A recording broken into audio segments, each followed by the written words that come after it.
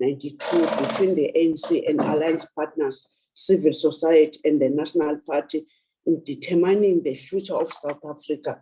You know, the time of ICODESA, you know what the contribution and the alliance partners when Comrade Chris was coming to say that now let's go to the street. If you still remember the campaign of Yvette, because those who we were negotiating from themselves, they didn't want ukugoba uphondo. Therefore, our current generation has an obligation and duty to protect and sustain our heart and democracy. Honorable Minister, we are belonging to that generation.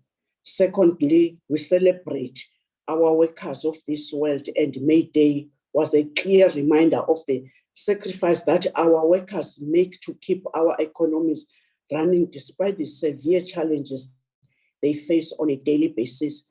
We should continue to fight against unfair labor practice, poor wages, work exploitation, child labor, and other atrocities that are imposed on our workers and the working class in general.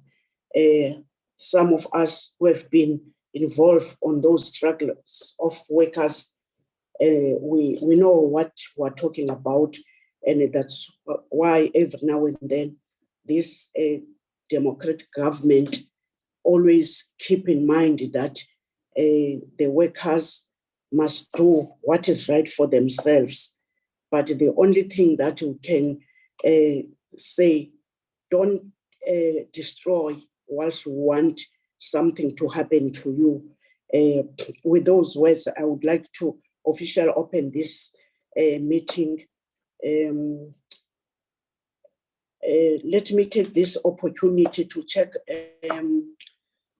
Acting DG to tell who's here, whilst I'm aware that I've seen Honorable Minister, Honorable Zizi Kodwa. I'm seeing him here in this platform. Acting DG, are you with us?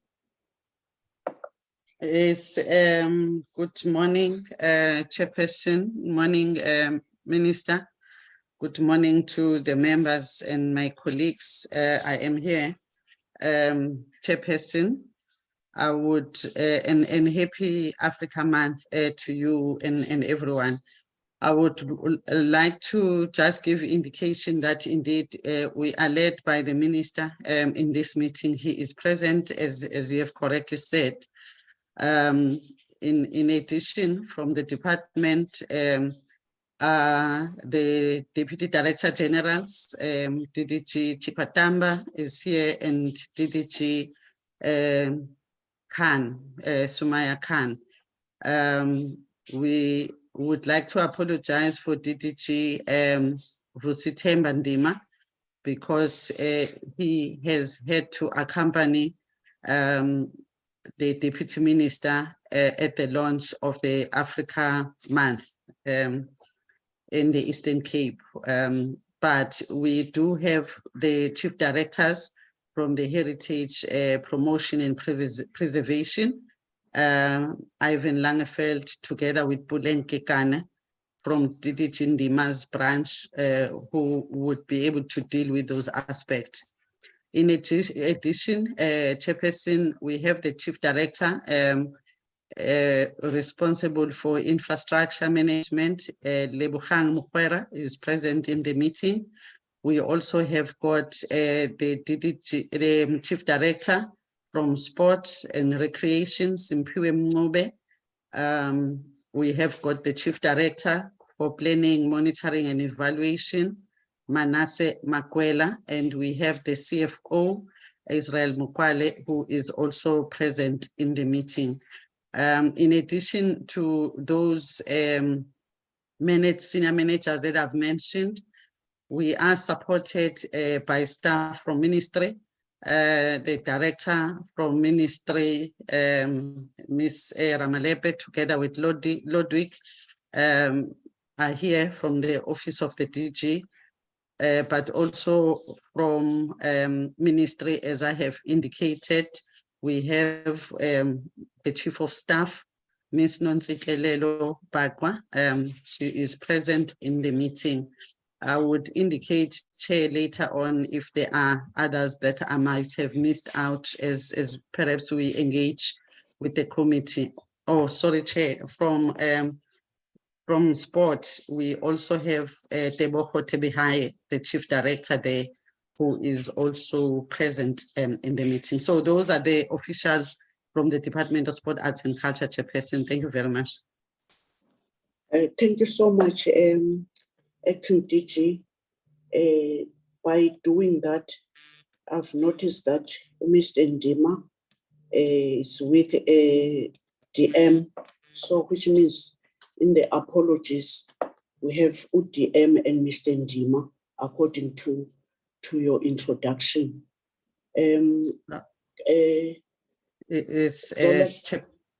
Yes. Apologies for that. Yes, Chairperson, the apology for the Deputy Minister was forwarded to the Secretariat.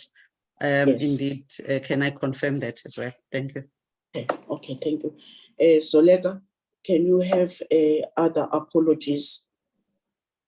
Thank you, Madam Chair. We only have the apology of the Deputy Minister who's in the Eastern Cape for the launch of Africa Month. And the Minister has also requested to leave the meeting early due to other commitments, Madam Chair. That is all from our side, Madam Chair. Thank you. Thank you so much. Honorable members, I don't have any other apologies. I can give the chance, if you didn't have a chance to report it to the administrators, to give an apology. Any other apology from members? Honorable members, I'm proposing the adoption of the agenda.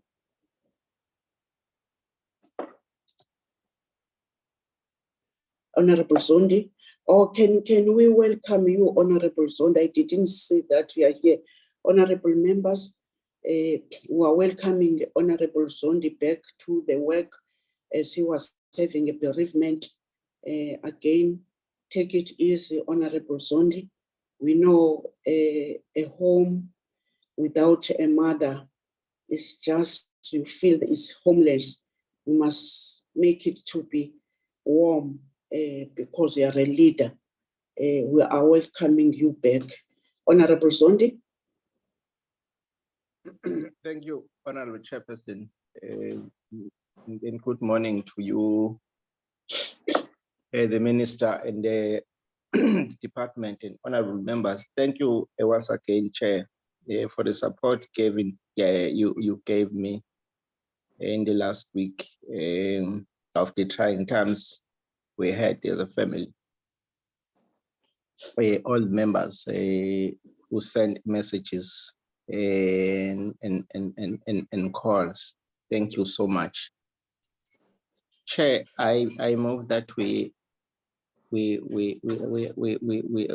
adopt the agenda as presented to us. Thank you. Thank you, Honorable Member. Please take care, be strong. You are a man. This thing that man doesn't cry, some of us who don't want that can mourn, but thank you that you come back to work. It's too early, but thank you so much. Honorable Adams. Thank you very much, Chairperson, and good morning to all on the platform. Minister, led by the department. Chairperson, I wanted to second on the adoption of the agenda. I thank you. Thank you. Minister is leading this delegation. Thank you so much. Can the agenda now? Yes. We are in item number 2. Acting DG want briefing by e-budget, vote 37, and the performance annual plan 2023 and 2024. And then if you can talk to your slides. The slides were with us in time. Thank you so much. Thank you very much, Chairperson. I am going to start and take the members through the annual performance plan part of the presentation, and then towards the end of my presentation, I'll hand over to the Chief Financial Officer, who will talk to the budget allocation in terms of this particular vote that we are dealing with. So our presentation covers the format as indicated in this slide. Would like to just immediately go into the slides. Chairperson, and with your permission, as you have indicated, yes, we did send the presentation in time, in line with the timeline that was sent to us. And allow me, therefore, not to read the slides verbatim. It's quite a long presentation, as it is expected with the APP. Would then want to start off by talking to what is it that guided our planning as we put this APP together. Very key to the planning that we did was Acting DG, if Yes. members would allow me, as all minister wanted that by 11 o'clock must be released.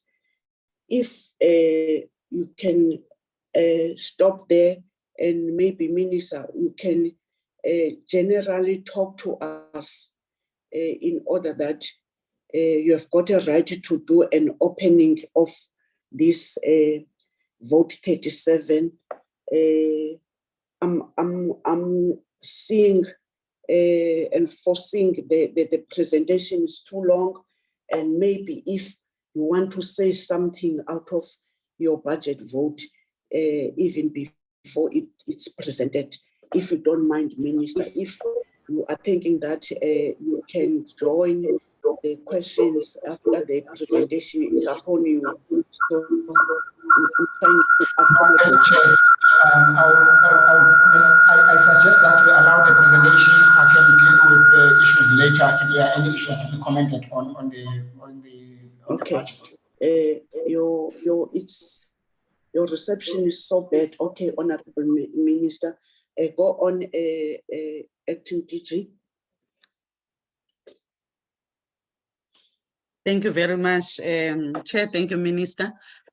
So this particular slide talks to what guided the planning, as I was indicating, and we took into account a range of informing legislation, prescripts, and also we took into account the guiding plans that guide government, the functioning of government, right up to the level of those that are very specific to the department. So I won't read each and every one, but suffice to say, our planning did its best in making sure that there is alignment, and we believe we'll show that later as we go into the presentation. Next slide. This is the mandate of the department, Chairperson, that we are emphasizing in this particular slide. And it is the mandate that is defined also in our strategic plan document, the 5-year plan against which we have been working, which is coming to the end in this new financial year. To provide leadership to the sectors that we service and to accelerate its transformation, make sure that there is an enabling environment that is created through policy, legislations, and framework, and promote participation in the sectors that we service, lead the nation building and social cohesion through social transformation, preserve, develop, protect, and promote cultural heritage, linguistic diversity, and legacy of South Africa, amongst others, as depicted in this particular slide. And I think further on, we aligned this to the outcomes that we will just indicate also in this presentation. Next slide. This is the vision that drives us. I think I always say it's very important that we keep our eyes on whether the interventions we put in place in the department talk to an active, talk to a creative, talk to a winning, and also talk to a socially cohesive nation. We do think how we also structured even the organogram is in response to this particular vision and the mission statement, of course. Next slide. The values are as indicated. I would not read through the values that inform the work that we are doing, from the Batupele to accountability as depicted again in this line. Next one. I will now move to talk to the government priorities and the Department of Sport, Arts and Culture outcomes. The top part of this slide talks to the 7 government priorities, which is building a capable, ethical and development state, economic transformation and job creation, education, skills and health, consolidation of the social wage through reliable and quality basic service, special integration, human settlement and local government, social cohesion and safe communities, a better Africa and wealth. I'm just reading those, Chair, because as you look at the outcomes, the 2 categories of outcomes, priority outcomes and the enabling outcomes, this is basically the response in line with those government priorities that talk to our mandate. So, and then again, we reiterate with regard to our vision in terms of the impact. So the outcomes that you will be seeing continuously in this presentation, Chair and honorable members, is the increased market share of and opportunities in the sport, cultural and creative industry. You'll be seeing that time and again, and I would not keep repeating it. I'm just wanting to emphasize it now. And then the second one is around a diverse, socially cohesive society with a common national identity. Over and above those priority outcomes are the enabling outcomes. Enabling outcomes, 3 of them: transformed, capable and professional sport, arts and culture sector, integrated and accessible sport, arts and culture infrastructure and information, and the compliant and responsive government. Let us then go into how we respond, Ludwig. Oh, okay, so, but before we do that, this particular slide, and I think 1 other or 2 more, this is depicting the sources of information that we utilize in structuring our programs, which are specifically aligned to outcome indicators.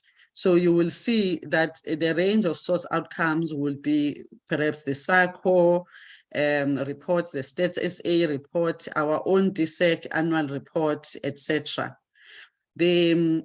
Also, this particular slide also takes into account what the 5-year target that was set at the beginning of this term of this administration was, and how we are then expected to work against it. Next slide. So the same thing would apply here. Allow me not then to read. Let's go on. It's the same one, but perhaps also this also becomes important in terms of what we deemed to be enablers and what the baseline was in terms of that previous slide that I was looking at. You are moving a bit fast now, Ludwig. Let's just stop here, please. Okay, we are now going to indicate how the planning process went, Chairperson, that led to the APP that we have produced. That's the slide where you were, the next slide that shows the roadmap, Ludwig. This particular slide, Chair, again, without reading it, but we want to give assurance that we started our planning process quite timeously, and several consultations were actually done, which gave all sections of the department, units in the department, an opportunity to interrogate, to do an analysis, be it a SWOT analysis, and do presentations to the whole management in the department up until we were satisfied that we really have tried our best to look at all informing factors that inform the department. This is inclusive of also the public entities, as you would see in this particular slide. We use our quality assurance units quite effectively as well in making sure that they assist us. That is the M&E, the risk unit, and the internal audit, so that the ultimate outcome has actually gone through that very vigorous process. Next slide. The next slide also is just giving you further specifics around the process that we undertook right up to the finalization of the APP. I will then move on, having taken you through the processes that we took and talk to you, honorable members, about the structure of the APP.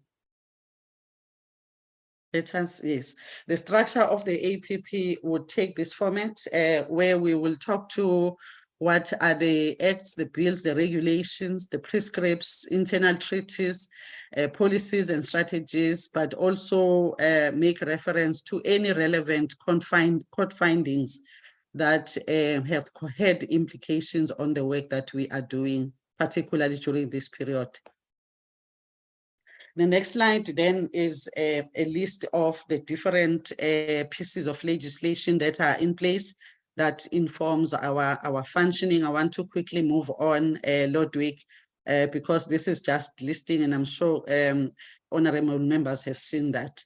But I would want to then emphasize on this particular slide, because this one talks to the different statuses of the bills. For instance, the National Sport and Recreation Amendment Bill, where is it at this point in time?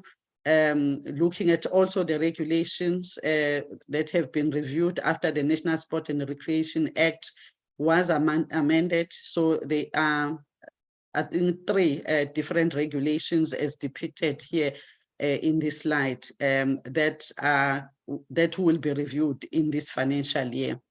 If we go to the next slide, we then give indication of which policies are actually key, and we are taking the policies that we are taking forward in this particular financial year. It might not necessarily be policies that are new policies. Some of them are being reviewed as informed by recent developments. I want to just perhaps highlight, for instance, those policies under Program 2, also policies under Program 3. With policies under Program 3, Chairperson, those specifically are affected by the implementation of the revised white paper, which actually give specific actions in terms of the policies that need to be developed. And that is the work that started even in the last financial year and continues in this new financial year. But also because of the approval of the CCI Master Plan by Cabinet in August last year, there needs to be a move in terms of creation of an enabling environment or whatever it is that needed to be put in place as an intervention. Let us then move on to the next slide. We spoke about the issue of when we do our planning, we also cast our eye on the existing court rulings that affect the department. And in the process of doing that, we came up with this particular case in terms of the department and SARA, and the ruling, the 3-year obligation that was put on the department for the funding of SARA's operational and programming cost. We indicate here that the current ruling on the SARA matter is that of the public protector, dated June 2017. In this ruling, the public protector outlined several remedial actions to be implemented by the department. These were further made into order of court by the High Court of South Africa on the 22nd of August 2018, which instructed the department to implement the settlement agreement of April 2014 between the department and SARA, which obligated the department to fund SARA's proposals for renovation, operational and programming costs. And I need to indicate, Chairperson, that The department has met all these obligations, has implemented all as according to the obligations that were put on the department through the settlement agreement. Let's go on to the next slide. The next section will then talk to the analysis of the environment, situational analysis that we did, and the overview of human resources. And we will then also talk to the core projects. Let's move on.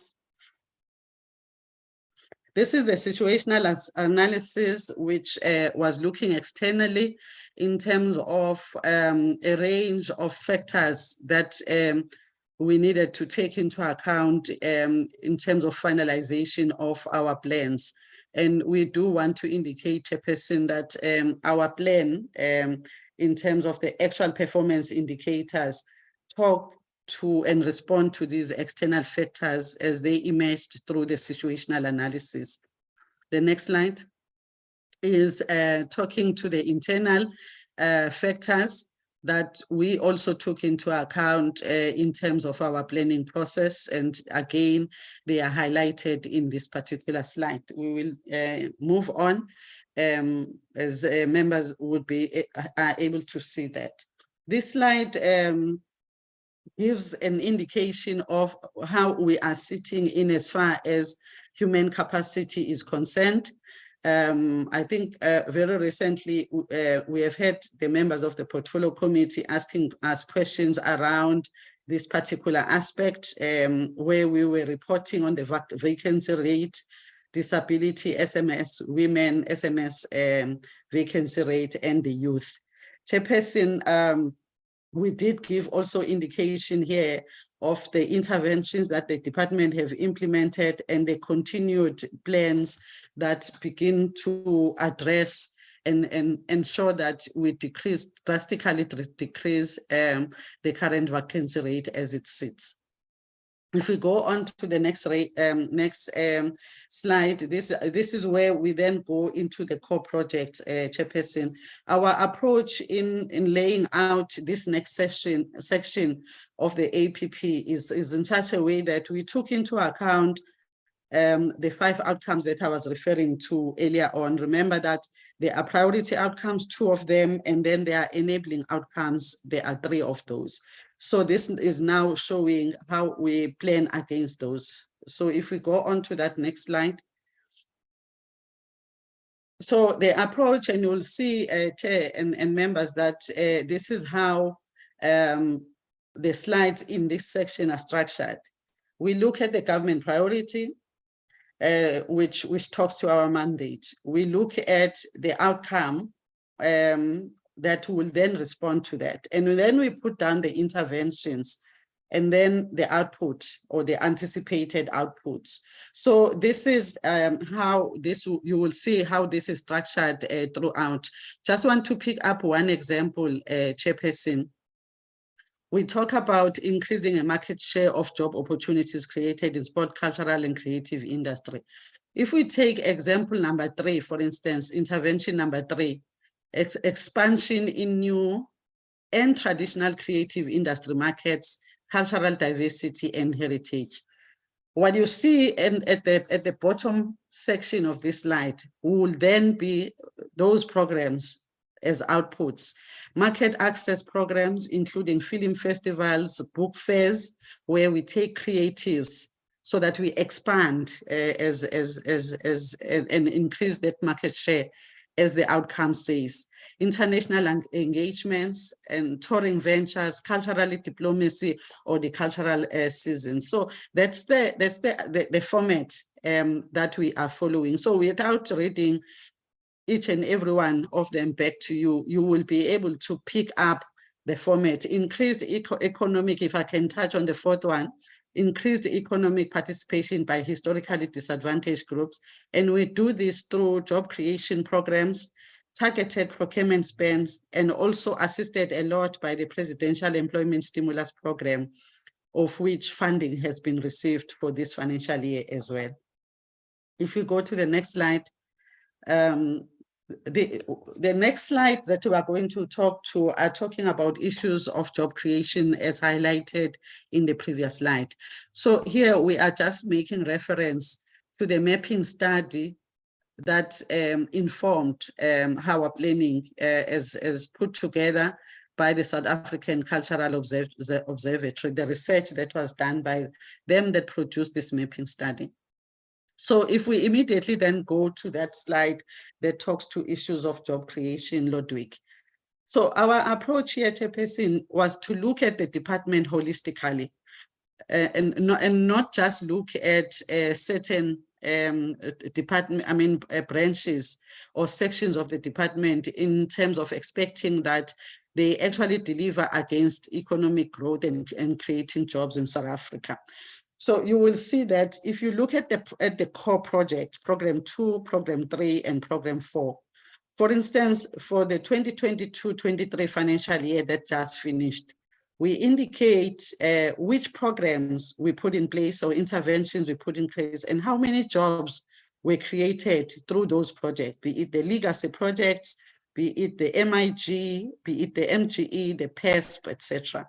So the same thing applies in the 23-24 financial year. This is what we are projecting, Chairperson, which is based on what the plans that we have put down in our APP around the sport and recreation bodies that would be supported to create jobs and how many jobs are projected to be created, conditional grants, legacy projects, public entities, MIG, outdoor gyms when we construct outdoor gyms, MGE support, the Presidential Employment Stimulus Program that I was just referring to, and the Heritage Bursary Project graduates, and also the PESP that is also done through Program 4, which is HPP. So if we move on, so we've really made sure that we focus a lot, Chairperson, on the issue of job creation. This other outcome, which is linked to social cohesion and safe communities, is a diverse, socially cohesive with a common national identity. Again, it's the same approach. If we look at, for instance, increased awareness of charter of positive values and national symbols. What we put in place as an output, moral regeneration movement projects, the national symbols and the herald services. In the APP, Chairperson, this is where we then take each and every one of these outputs. And you will see that against each one, we are now putting numbers in the APP later on in this document, where we are saying this is the number of projects that we will do against this particular intervention that talks to this particular outcome and that talks to this particular government priority. Next slide. We bear emphasis here on our responsibility with regard to social cohesion. And we are saying, Chair, the department with its various partners and stakeholders are reviewing the social cohesion strategy to refocus efforts and improve the response to what the National Development Plan calls for. And we are also recognizing the fact that there is a worrying trust deficit trend. And we've also just very recently, Chair, had a presentation where we were actually taken through based on the latest survey that was done, I believe by Brenda SA, if I'm not mistaken, Didi Mandisa can correct me, that actually gave us an indication of a need for government in an integrated manner to have this social cohesion strategy. So I won't read through each of the determinants. Let's move on, Ludwig. This is a further emphasis, but here in this slide, we are giving an indication of what the department has done working with its sector departments and entities that fall under priority 6 that we are working with on the issues of social cohesion and nation building. We are giving indication of the numerous consultations that have taken place and giving dates of when those have taken place. We are talking to different engagements, even to a level of the National Economic Development and Labour Council, NETLEC, that have actually taken place. And we are giving indication that at this stage, without the signing of the compact by relevant parties or provision of direction for the future as highlighted above, the project remains stuck, but there are continuous engagements that are being given and sought through the social protection and community development cluster of cabinet. Let's go on. Here, Chairperson, is where we talk about our MTSF indicators. When we started the current term of office in 2019, which finishes in this financial year 23-2024, we started off with the indicators that are indicated in black, as you can see in this slide. However, there was a review that we did in the last financial year during our planning, which gave rise to new proposed targets for the next MTSF 2024 to 2029. So we're just giving indication here to the portfolio committee, which are those indicators: the number of organized sport and recreation community activities supported, the number of job opportunities for language practitioners, the number of initiatives implemented to raise awareness on the national symbols. This came about as a result of us looking at some of the indicators that needed to be consolidated, that because there was overlaps that were actually being identified, but also it came about as a recognition of a need for us to take one level up. For instance, the issue of number of job opportunities for language practitioners. PC members would be aware of the fact that we provide bursaries to language to students that are studying languages in higher education institutions. So the view is that going into the next MTSF, we actually move a level higher in terms of making sure that those language practitioners actually get secured possible job opportunities. And this is basically just that one example that I'm highlighting in terms of the proposals. Let's go to the next slide. This is the alignment again, Chair, with the transformed, capable and professional sport, arts and culture sector. It's one of the enabling outcomes out of the 5 outcomes that we are planning against. And again, we have looked at what is the intervention that we needed to put in place. For instance, if you look at the one on capacity building in the sport, arts and culture sector, the output there, which is in our APP, is where we are placing artists in schools, providing bursaries and capacity building projects through our cultural institutions, and supporting practitioners through the SAC academies, the sport academies, but also the cultural academies, COEs and incubators, induction of newly appointed public entity council members, and all the others. So I'm not going to again read all of them. They come out again under the programs when we talk to the programs. But these particular slides are important, Chairperson, because they show alignment. Let's go to the next slide.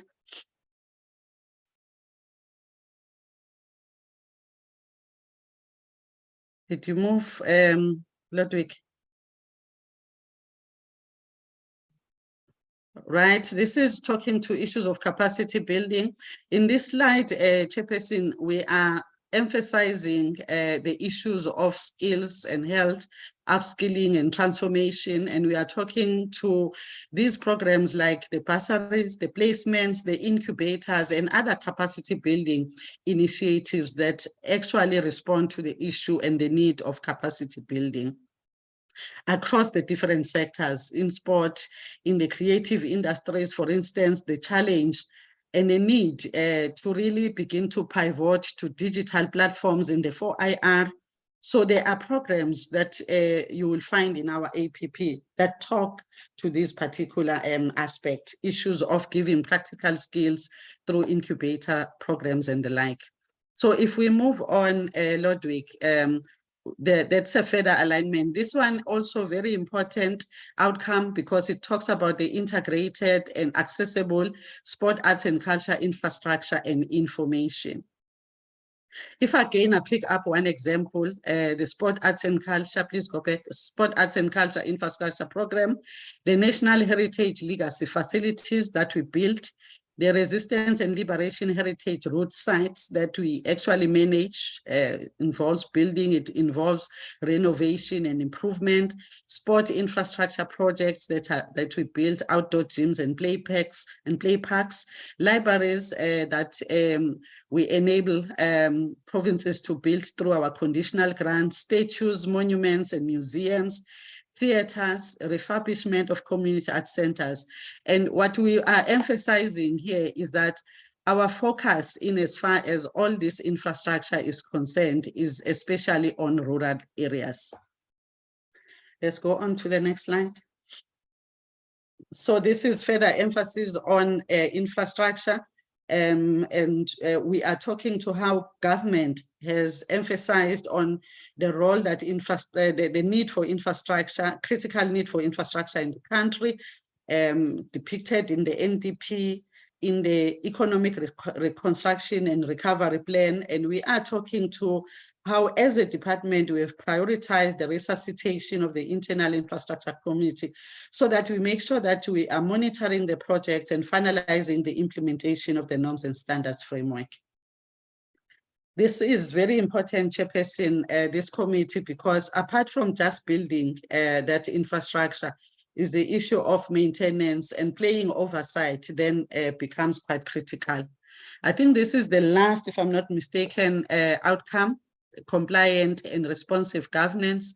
And in this slide, again, following suit, we are talking about how we are actually doing that. I will pick up one example again, Chair, not to waste your time, talking to the issue of service delivery, how we are putting efforts in place and working towards being a compliant and responsive governance through valid invoices that are paid within 30 days, through our system modernized, to our service delivery improvement plan, citizen satisfaction index, call center system, South African geographical name system, security policy, preferential procurement plan, institutional disaster management plan, and Izimbizo that we take to the communities so that the communities can also be able to engage and interact with us as a department. Next slide.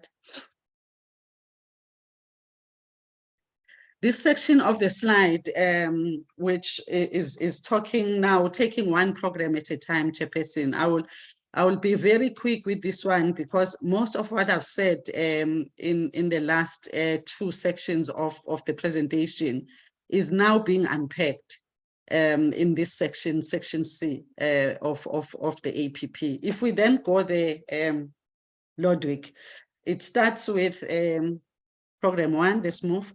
It starts with program one. We highlight here what program one covers: ministry management, strategic management and planning, corporate services, office of the CFO, and office accommodation.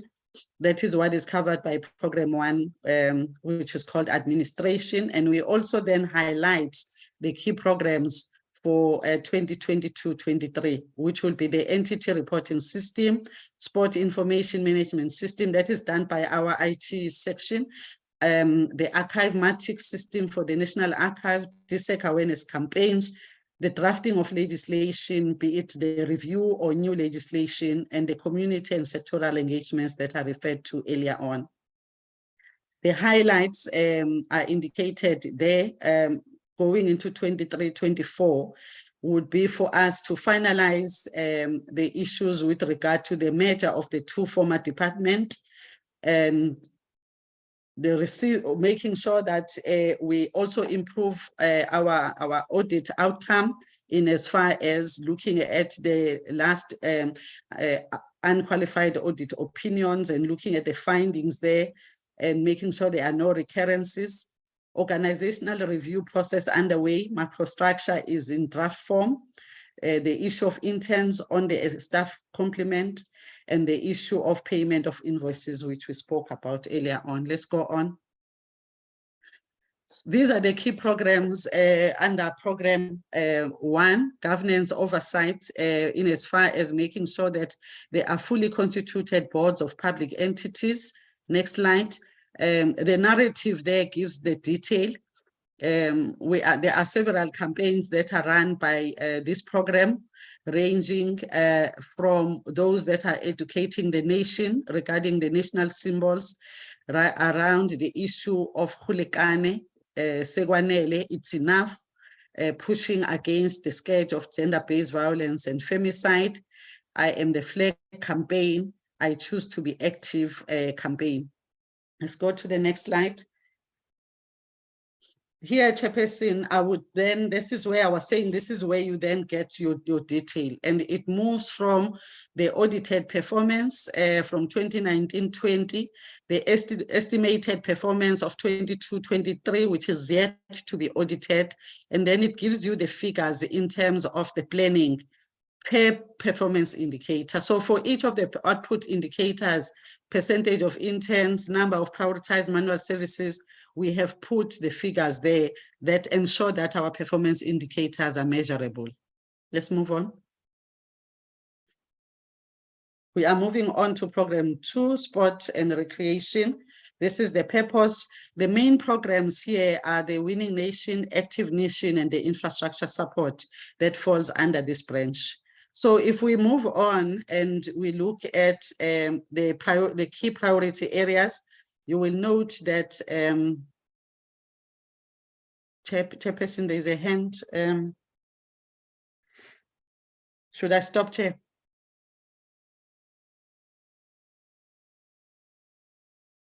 Chairperson, can you please guide me? Should I stop?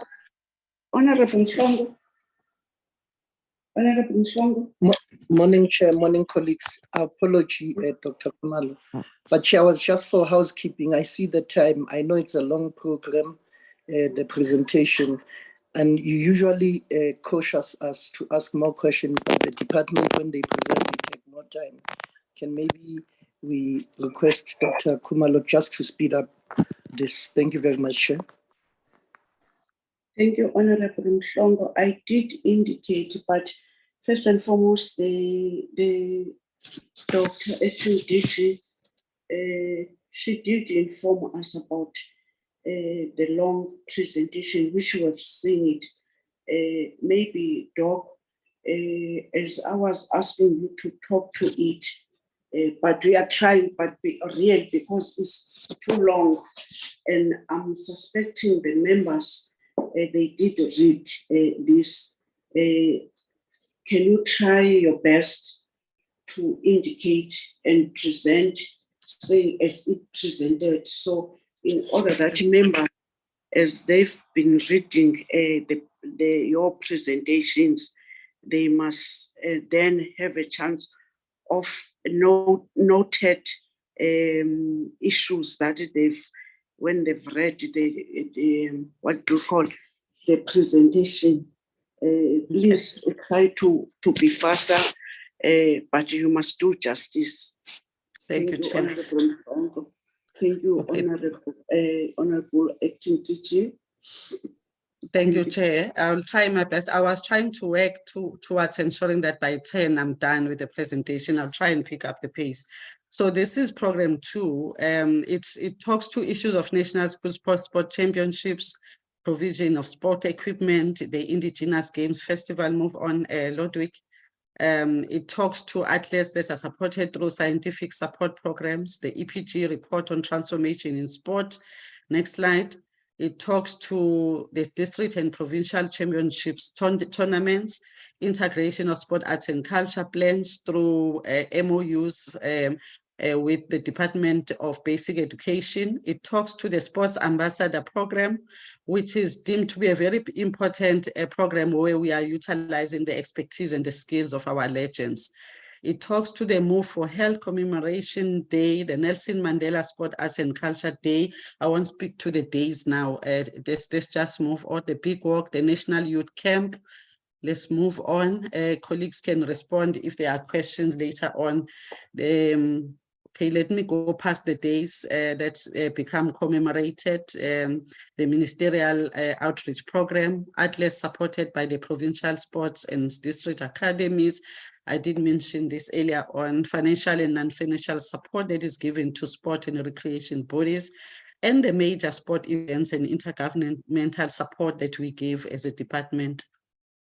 Important also is the municipal infrastructure grant that ensures that the support that we see of sport facilities, especially in disadvantaged areas, construction of outdoor gyms. So let's move on, Ludwig.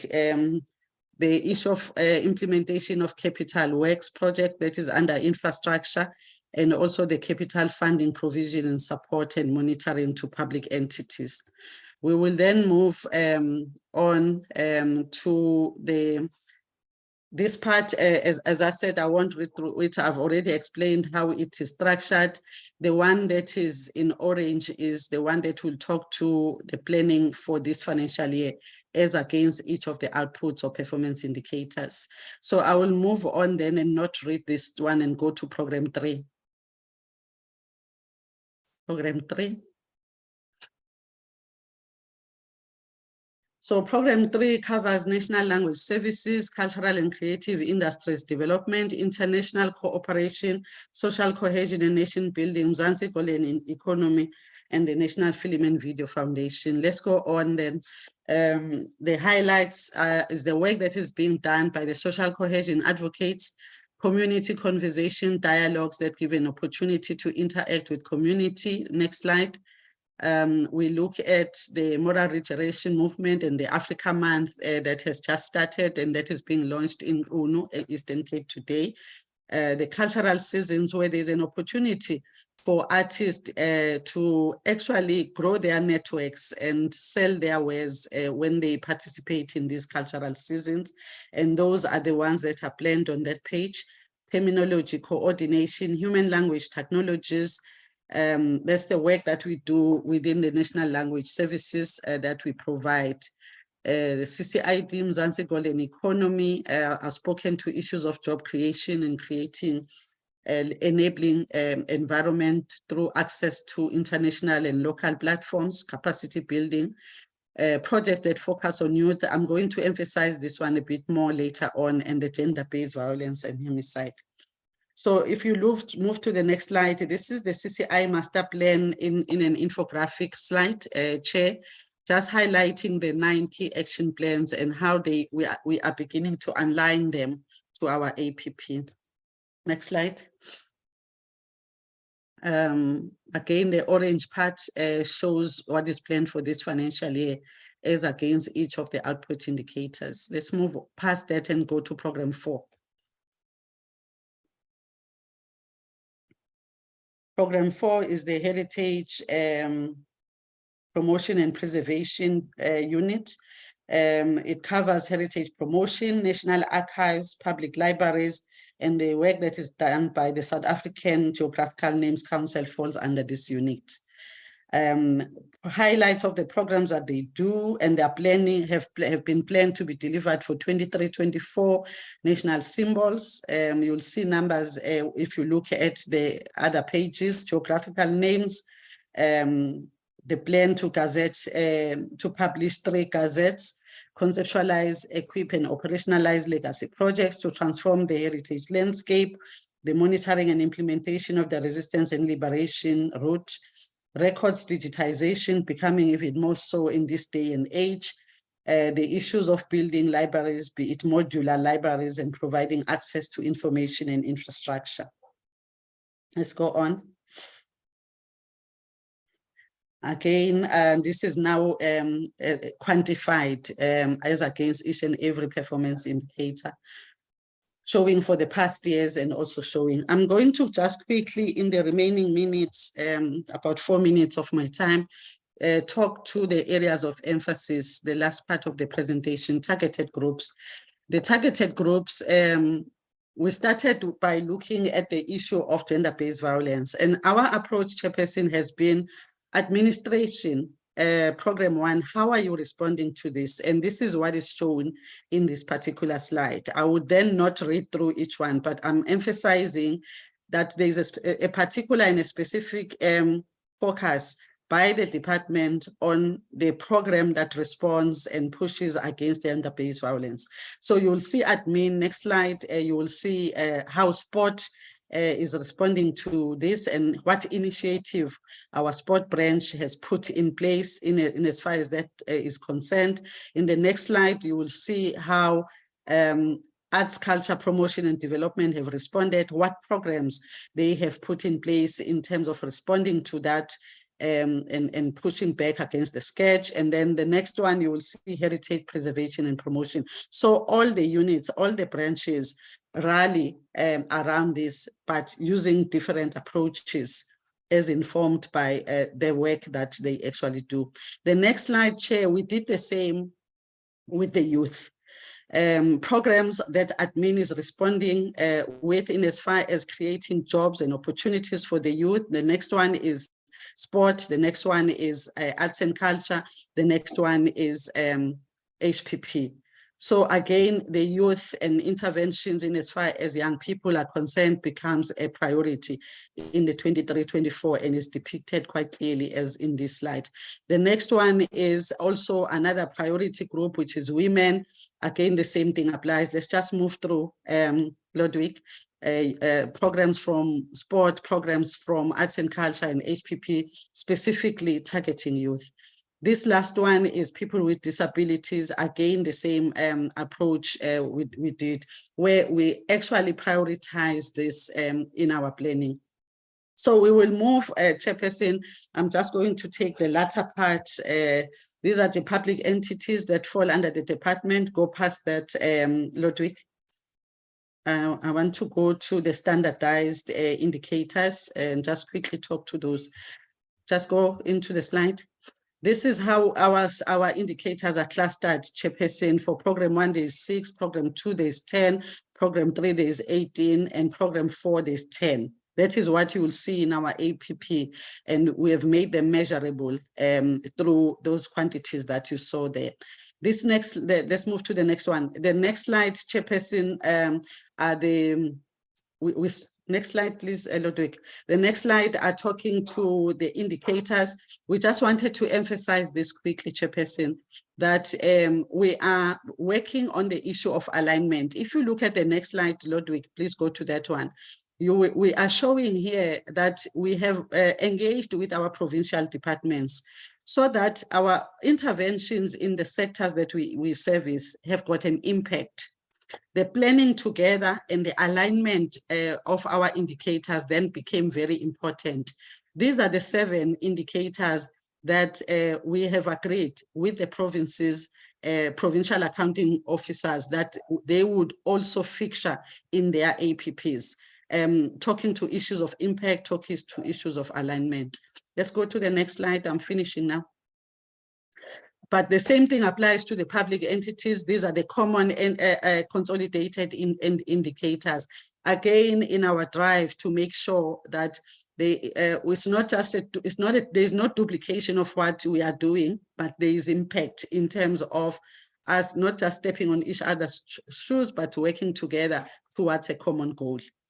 I think the last one will then be DDM. I won't talk to the DDM, just go on Ludwig. What we are showing here is that we have taken the district development model into account.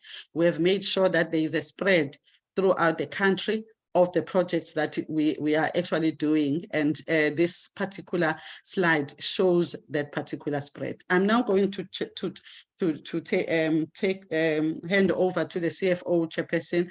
He's usually more faster, much faster than me, and hoping he won't take more than 15 minutes of your time, Chairperson. I did try to finish at 10, but I think I missed out on a few minutes. Over to you, CFO, through the Chairperson.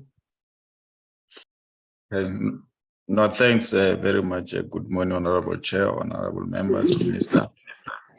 I'll be taking you through the budget for 23-24 financial year. Along that, it will be your budget per program, economic classification, MTF budget, and the conditional grants. Next slide. Next slide. The budget for the coming financial year 23-24, under administration, we have a budget of 454 million. Under arts, culture, and promotion development is 1.7 billion. and heritage and promotion and preservation is 2.6 billion. And under sports recreational development is 1.4 billion. On overall, the departmental budget is about 6.3 billion with the increase about 42 million. Next slide. And next slide. When you go to your economic class, so go back. Okay, economic classification under composition of employees. Sorry, Ludwig, that slide. Your composition of employees for the 23-24 financial year, the budget is 376 million, which is about 5% is within the treasury regulation. Goods and services, you've got 640 million. Next slide. And then you've got your bigger chunk of our budget that's sitting on the transfer payment, which is under your transfer and subsidy. You've got about 2.3 billion. That is for agency and account. That is about public entities and the federations, and the higher education is those bursary that we're talking about. And then provinces and municipalities is your conditional grant of sports and heritage. And then public corporation and private enterprise is your MGE funding. Next slide.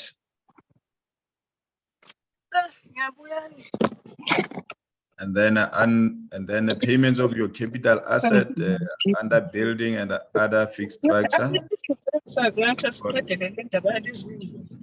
You've got budget of 84 million.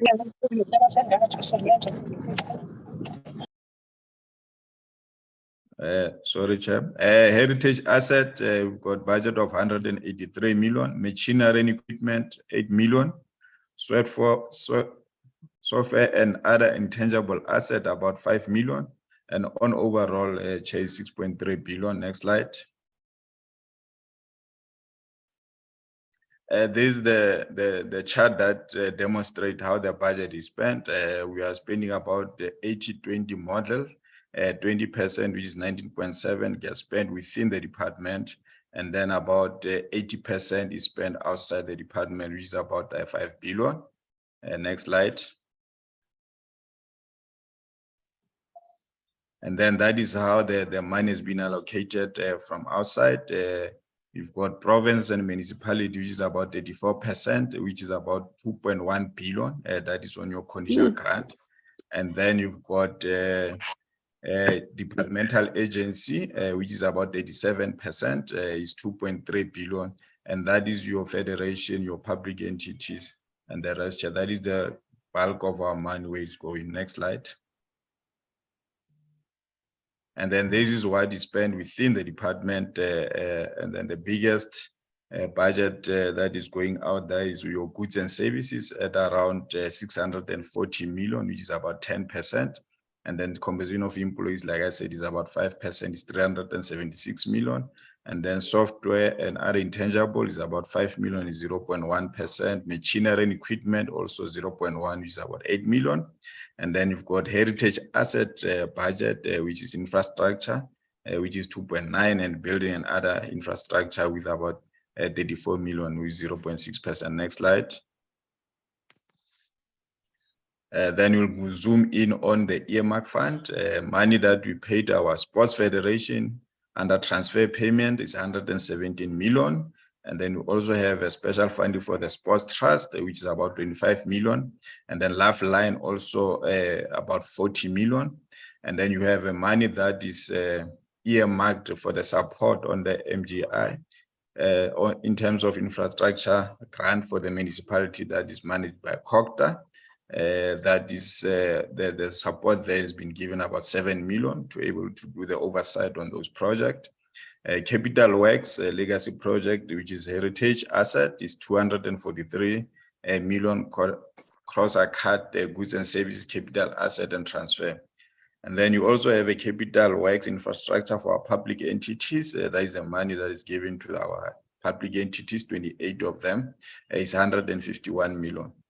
And then you've got capital works, a legacy project, about 15 million. And then you've got also earmark fund for South African Language Board at 123 million. Next slide. And then you've got MGE that support the businesses in terms of the arts and culture space. And then you also have a presidential stimulation package of 462 million. And then you've got National Film and Video Foundation that is also receiving 149 million. And then Community Libraries Service National, we've got 28 million allocated to them. And then Capital Works Infrastructure for Public Entities, or 144 million. Capital Works upgrading of public space, community arts center and incubators programs about 31 million. Next slide. Then you've got the 2 conditional grant, which is a mass participation grant, 603 million. As you can see there, Chair, the amount is too little. It need to be emphasized that we need more money to be able to put a proper dent in the market in terms of sports support for provinces and federations. And then Community Library Service Grant, we've got 1.3 billion. And then Community Library Service Grant, we've got capital is 239 million. That is what go to the infrastructure.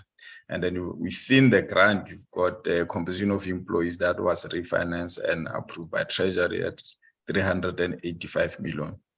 And that is the breakdown of your conditional grant on the community library per province. I'm not going to go through, and then it's also split into 2 to say capital and current.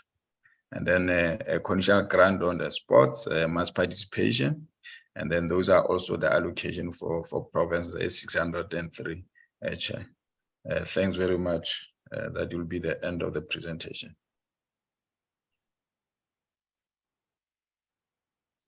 Thank you so much, Acting Regent and CFO.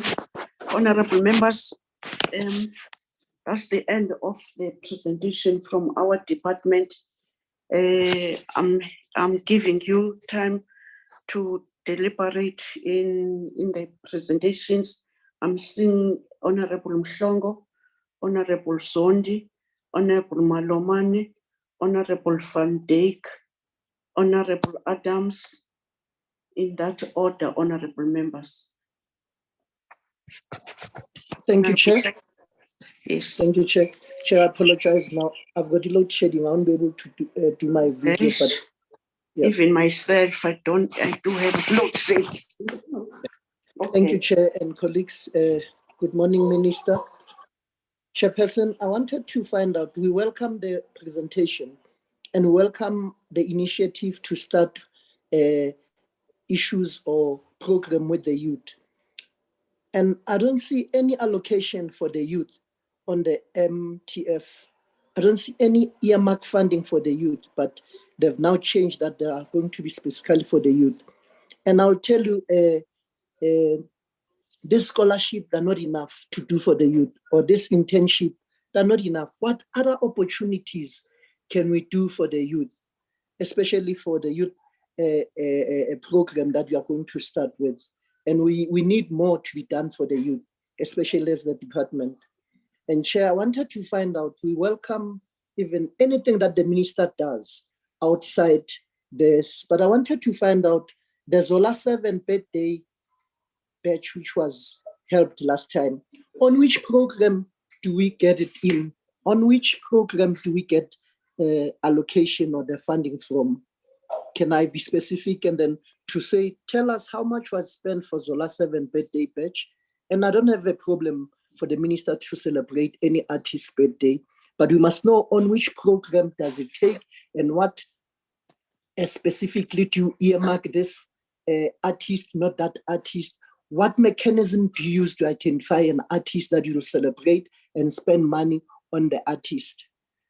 And how much was spent on the day for Zola 7 birthday party? On the infrastructure, how far are we? Yes, there's a committee. I wanted to find out first the composition of the committee for the infrastructure, the monitoring and the evaluation purposes, because we tend to always blame the public department, which is Yaga. No, they've changed now. It's no more the new minister. I forgot the actual new minister. But infrastructure, what committee, how many people are there, the composition thereof, and then how are they going to do MOE, the monitoring and evaluation on the program we have, like Osaka Batman, which is still outstanding to date? How are they going to do that with the planning? Regarding disability, both internal and external, can you share the numbers? How far are we and what are we doing? And what percentage are we, and with the numbers, so to say? EPG, this I think is directly to the new minister. Minister, I wanted to find out directly from you. Do you think EPG is working because it's only focused on a few sporting code? And for us to address the imbalances of the past, we must focus on all sporting code. For us to come with a new strategy, say transformation, serious transformation, we must not focus on 6, 7 sporting code. I'm concerned because I can put it to you, Minister, that this is not working, this so-called barometer here, PEG. And I wanted to find out directly again to the Minister now. Last time you promised us, how far are we with the appointment of the Director General and then internal controls and compliance? Because these are highly vacancies which must push. How far are we? Give us a turnaround time. When are we going to get a DG in the department? And lastly, Chair, I'm concerned, Chair, why is sports allocation it's less than heritage and arts? Always that. We don't take sports seriously. They get less allocation. What causes that? Can maybe they convince me? Because I think there must be balances. What you do on your left, to do it on your right. Thank you very much, Chair. Thank you, Honorable Mhlongo. Honorable Zondi. Thank you, Chair. Ngibingelele, Chair. Chair, siyasemukela lesethulo se-budget yalo nyaka. Chair, siyafisa ukusho ukuthi uma siphakamisa ukukhathazeka kwethu ey'ndaweni ezithile, akusho ukuthi asisemukeli. Nemibuzo-ke masiyiphakamisa, sibuza ngoba sifuna ingcaciso. Chair, the budget is well balanced as far as I understand it. Disability, youth, old age programs, infrastructure, revised white paper. Just highlight what I was concerned about in the last financial year budget, which we raised with the Honorable Mteto. But 2 areas, Chair, that I would like to highlight, that the minister has talked about recently outside the meetings, the meeting of the portfolio committee through the stakeholders engagement with the minister directly.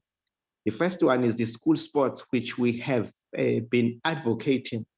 It is covered, and also the rural sport development. That we said we wanted a larger chunk on the rural sports.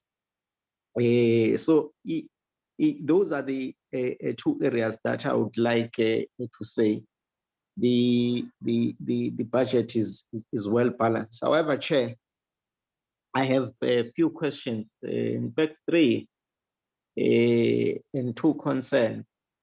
The first question, Chair, what mass participation events specifically target rural sports development?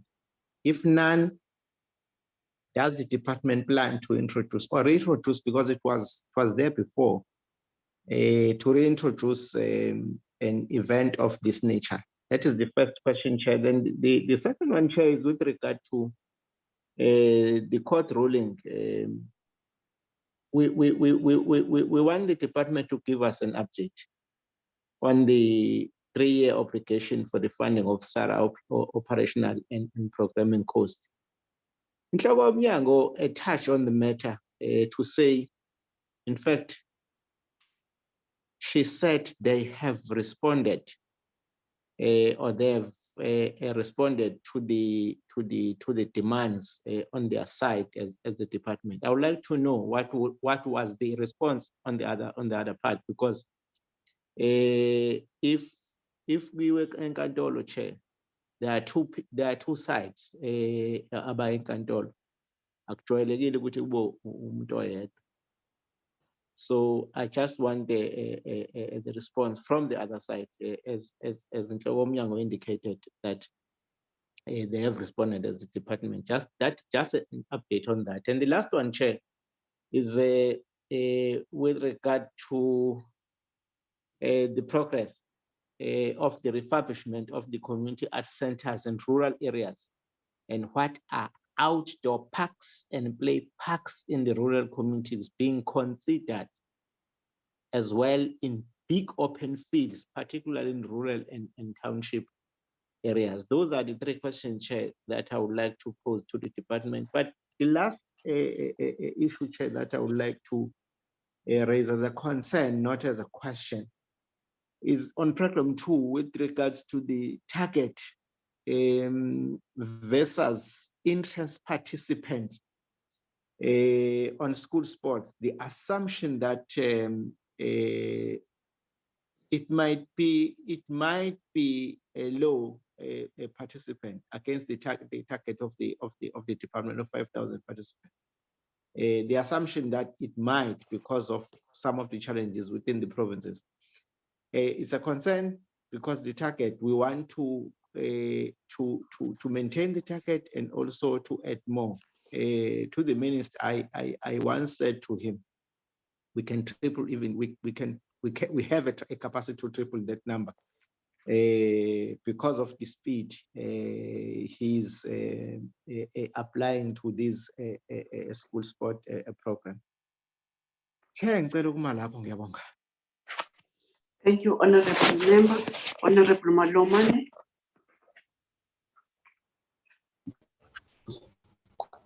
Thank you, Honorable Chair. Can I switch off my video, please, because of the issues of network? Yes, please.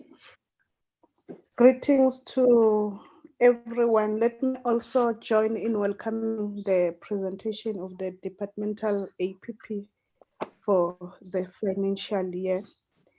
Let me shoot straight to my question. The first question to the department, I just want to check that, is the department making it a priority to advance the National Charter for Women in Sports South Africa to ensure sports stakeholders mainstream gender in their programs and support the sector to develop women's sport and strengthen its ecosystem from a grassroots level to mainstream the issue of sports? The other one, it will be based on the issue as we're coming from the COVID-19. Post-COVID-19 pandemic, it has been essential that health is of priority in every aspect of our lives, especially in sport. What is the transformation that has taken place to ensure that sports equipments and infrastructure are well taken care of and are regularly cleaned and maintained?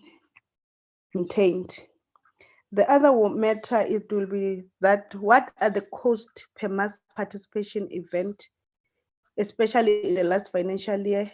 What have been the cost per participant in each of this event? The last one, it will be the Active Nation sub-program received 731.4 million of 50.5% of the total budget program. How can the department work better with the private sector, which is already and perhaps better suited to provide these programs? The potential savings could be redirected to more pressing issues such as the implementation and support of the infrastructure program. Oh, Chair, sorry, there's another one, the National Arts Council. It's about the projected allocations of National Arts Council, which is 180, the NVF allocation. I just want to find out on the implementing agencies of the PEST4, that based on those allocation of the project. what percentage per agency will be set aside for the administration of this PEST4? That's my question, based on their project allocation. Thank you, Chair.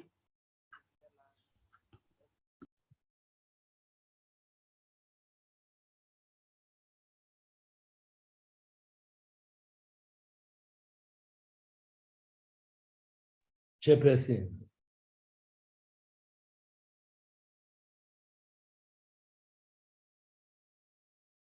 Chairperson? Excuse me, members, we seem to have lost the chairperson. Can the next member go on for the meantime whilst I try to get hold of him?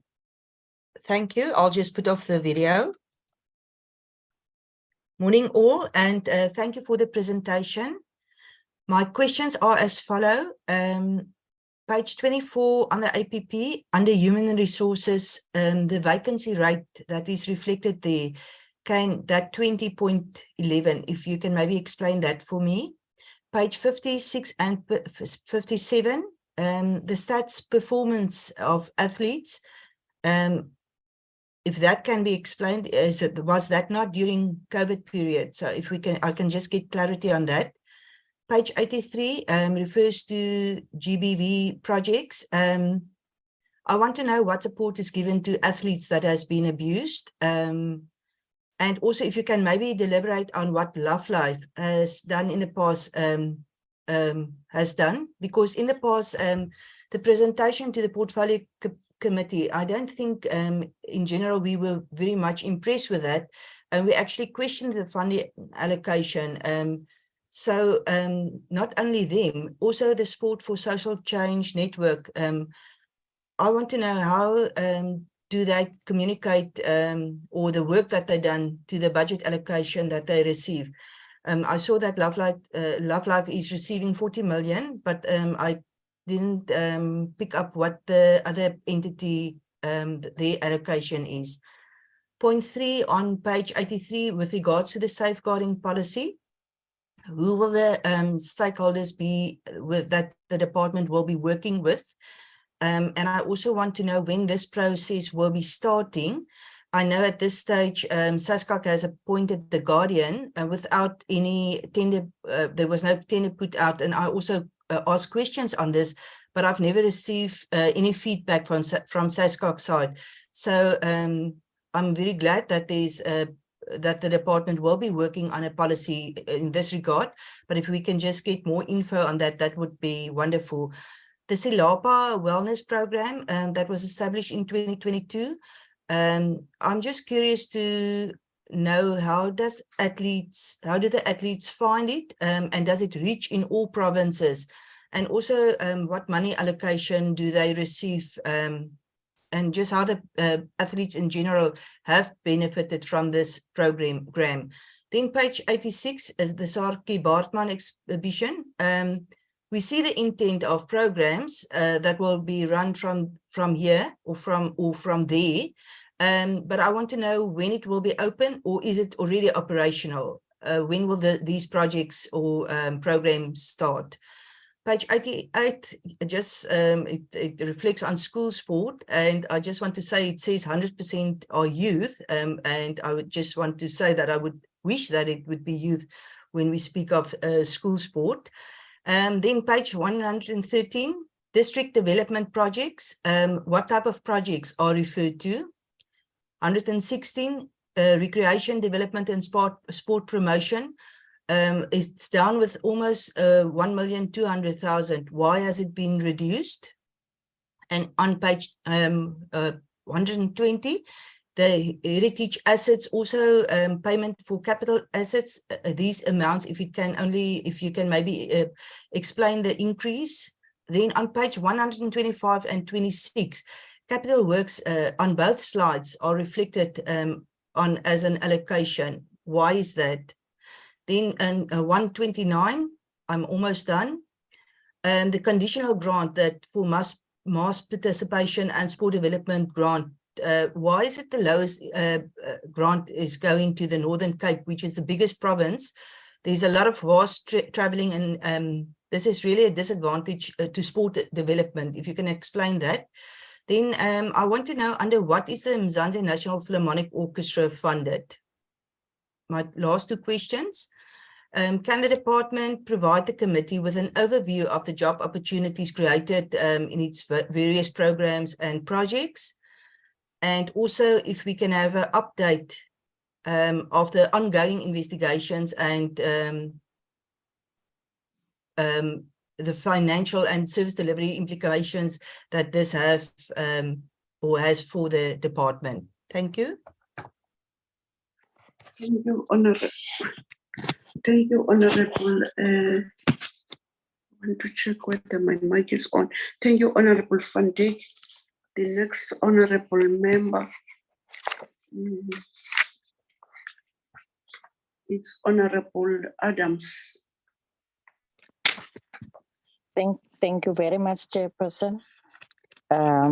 Greetings to all on the platform, and let me also join to welcome the presentation. Chairperson, my questions on Program 1, the filling of the vacancy of Director General should be expedited to ensure leadership stability. It is encouraging, Chairperson, to note that the department will continue enrolling unemployment graduates as interns against youth and targets to have 50% female representative.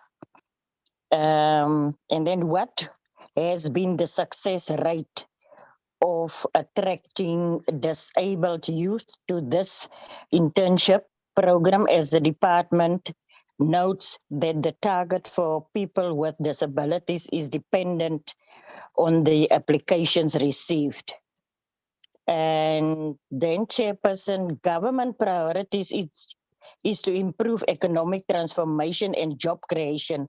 What exactly has been the intervention to increase economic participation for the historical disadvantage for the Presidential Employment Stimulus Program and other departmental programs? What are the support output to improve the promotion of diverse creative industries and cultural diversity? My last question, Chairperson, is what impact will the department program have for creative artists through the department's funds and funds mobilized for various social partners? I thank you, Chair. Thank you, Honorable Adams. Honorable Sibia. Okay, thanks, Chairperson. Good morning to everyone. Thanks for the presentation. Chairperson,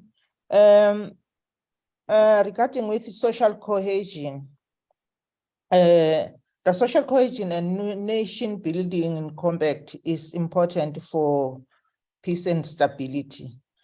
It must noted that we are coming from a month which remind us with the gains of our democratic government. My question is, why is it that there is so much delay in the signing of the compact while it has held numerous consultations? And the other one, what are the foreseen implications from that department in that delay?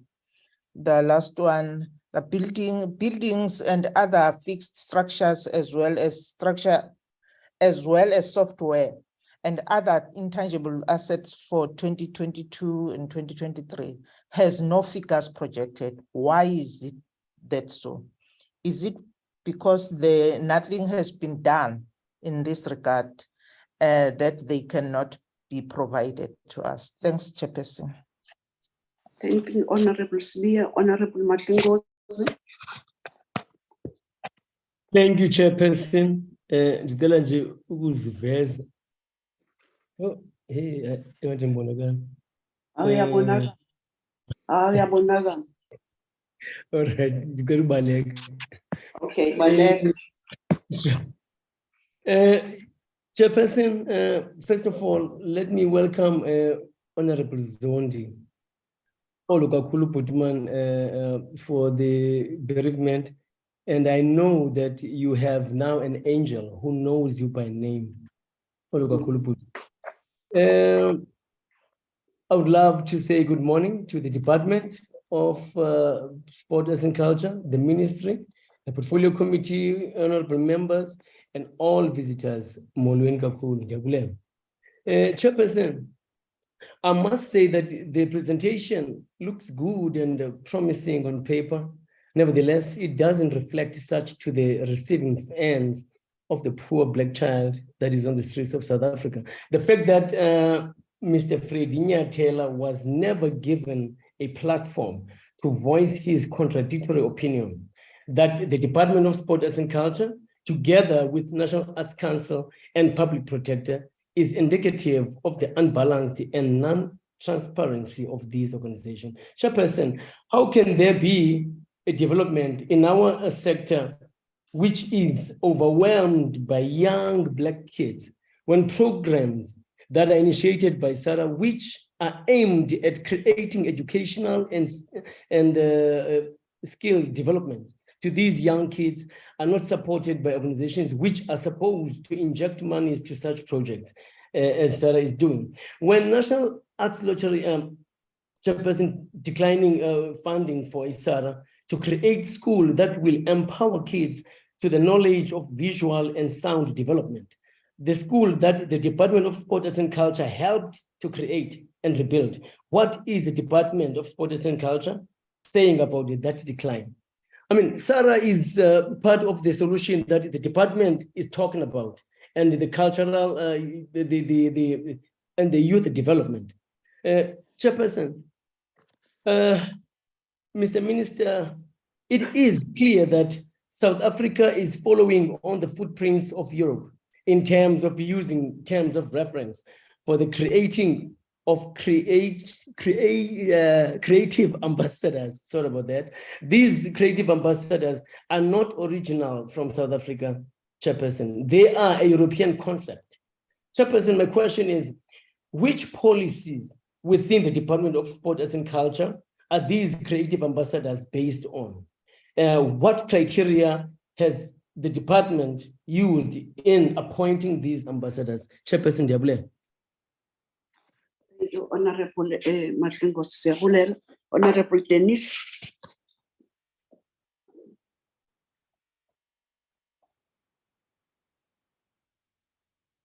Honorable Dennis.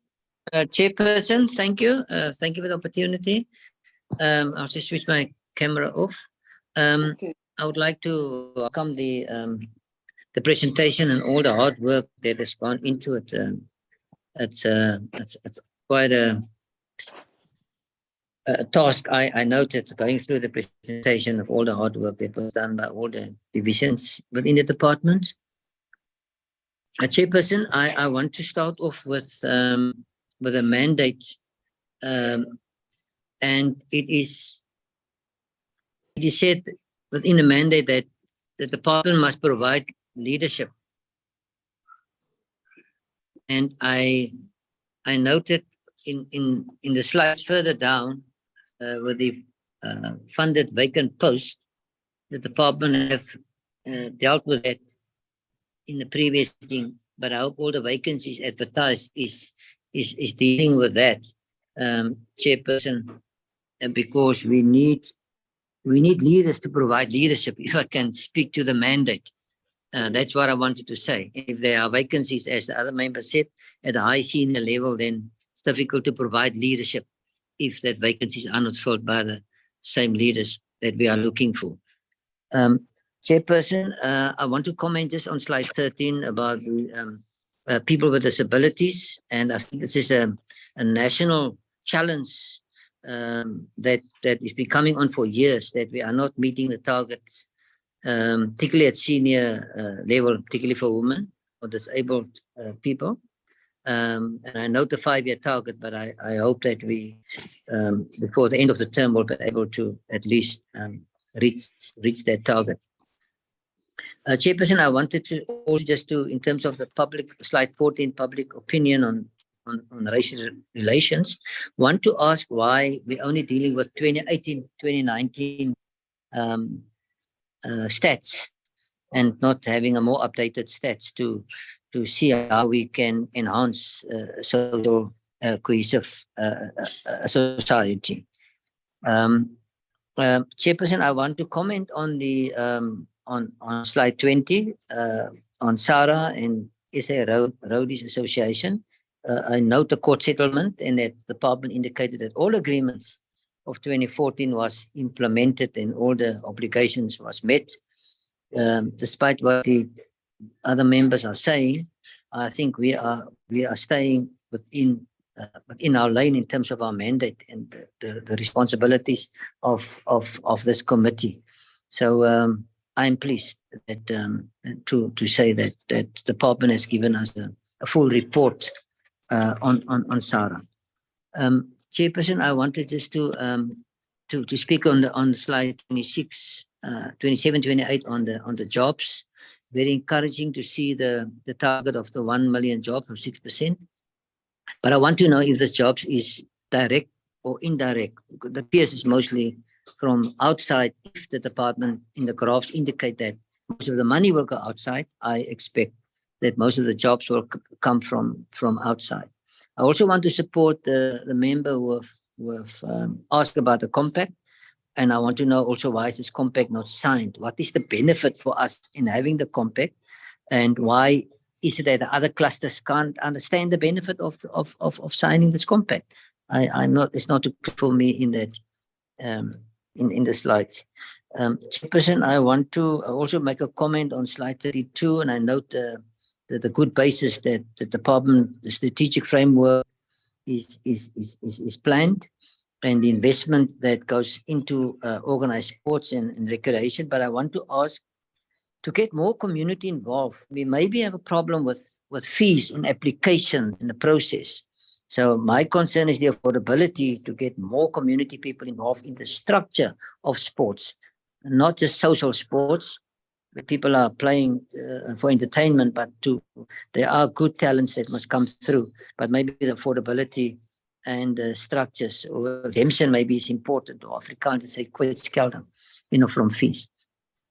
Chairperson, I just want clarity on program 1, slide 40. It indicates the minister and the deputy minister's salaries. I think it seems to be part of the administration. I always thought the executive expenses are kept separate from the department. Chairperson, I would like to ask also on the Nelson Mandela Sports, Arts and Cultural Day, any information. I assume it's in the Eastern Cape, that big run, but if there's more information, I would like to have that, or any other events related to the Nelson Mandela Sports, Arts and Culture Day. And also on the Andrew Malangeni Golf Day. I also would like to know if I can get more information. And then there was a golfer that has beaten Gary Player. Gary Player was named the, I think, sportsman of the decade, of the century, I'm not too sure. But there was Pappas, I think was his name, that beaten Gary Player. And I would like the department just to make sure that those names also come through in acknowledgement of previously disadvantaged people have done and achieved, but not been recognized at the time. Chairperson, I would like the department just to also just brief us again on or give us a report on the technical management support to municipalities on the MIG funding, just to update us if there's any changes of the previous municipalities mentioned. And then I want to support the question on the Capital Works program, Dube Amphitheatre in KZN and Sarah Baartman. My question on Sarah Baartman is, I know there's been a joint committee between Public Works and the department, and I wanted to know what is the planned cost to complete this project and support the members in questioning when it will finish, is it open, or when it will open, and what is the time frame of that project. And then I also want to ask how communities and organizations can be involved in identifying cultural and heritage legacy programs. I think that's still attached to slide 55. Chairperson, I'm not too sure what the, I can't recall the date specifically or remember the 3 gazettes published on the geographical names. If I can just get that information to follow up on myself. And then the planning workshops that for the national symbols, just to get that in, I think it's slide 76 on that information, if it's possible. And then in closing, Chairperson, I would like to just, slide 77, appreciate the work that the Robben Island Museum is doing, but I would like to have more information on the recognition of the resistance and liberation heritage roots. There was other families like Afrikaner family, Steeman family, who were on the island and were part of that resistance movement. And I think we need to hear more about that. On slide 118 to 122, acknowledge the budget summary. But I just want to ask on slide 123, the goods and services indicators 10%. But if I look at the slide, then it does not, the coloring doesn't reflect on 10%. It appears one slide should reflect almost 50%. So I just want them to explain that that graph for us, please, on slide 123. And then the last, I saw Sarah Bartman on the questions I assume it's 243 million on slide 125. I just want to confirm if that is so, that money will go to Sarah Bartman Memorial Center. And then my last question, Chairperson, on slide 126, National Library Cape Town. On the National Library Cape Town, I want to know, I've been there a few years ago, I think the committee was also there, when the roof was leaking and there were no uses of that top floor, and I want to know if that's been fixed, and if that 28 million is going to the National Library Cape Town will include that infrastructure repairs, or whether it's gone to other money. But I once again want to thank the department for the preparation and the presentation, and also the other role players who give input for our committee work. Want to appreciate that, Chairperson. Thank you very much. Thank you, Honorable Dennis. I don't have much questions, but I would love to thank the department about the presentation. And I've noticed that in some of questions that we were supposed to ask, which some of those questions were rising from AG, the majority of those, the indication, it is there in our slides. So I rather not now follow and ask that. But I wanted to say Happy Africa Day, or Happy Africa Month. Thank you, Acting DG, to remind us. When we talk about skills and healthy and the skill capacity, I wanted to check that should not the department then do the same in terms of new indicators for the next MTSF for the heritage bursaries. We do appreciate what that slide was saying to us. But also, I've listened carefully and I've read the increase of 42 million. I wanted to check, is it possible that now the white paper is going to be included, as the treasurer indicated that now the department must budget for that? I'm suspecting is this committee outgoing coming elections would love to see that the white paper must be implemented. I'm suspecting all other problems that we are having, especially when we talk of our arts and culture. We know why we propose that we must amend and we must have a white paper. Would love that it must be fast track, that we must see it going on. And then also in some of your slides, you talk about and the huge budget in the grants for municipalities. As this committee members, I'm suspecting that until today, we don't know what we can propose that huge as it is, that budget. But the problem of infrastructure, whilst this department is taking a lot, giving municipalities, but as we're sitting here, we know how the infrastructure in all municipalities. I wish that we can have another round of calling all relevant stakeholders, in order that we must again emphasize that let's ring fence, but also the monitoring of these huge amounts that we're giving to our the local government. Whilst I'm still in the infrastructure, I would love to pose a question. How far is Robben Island conditions?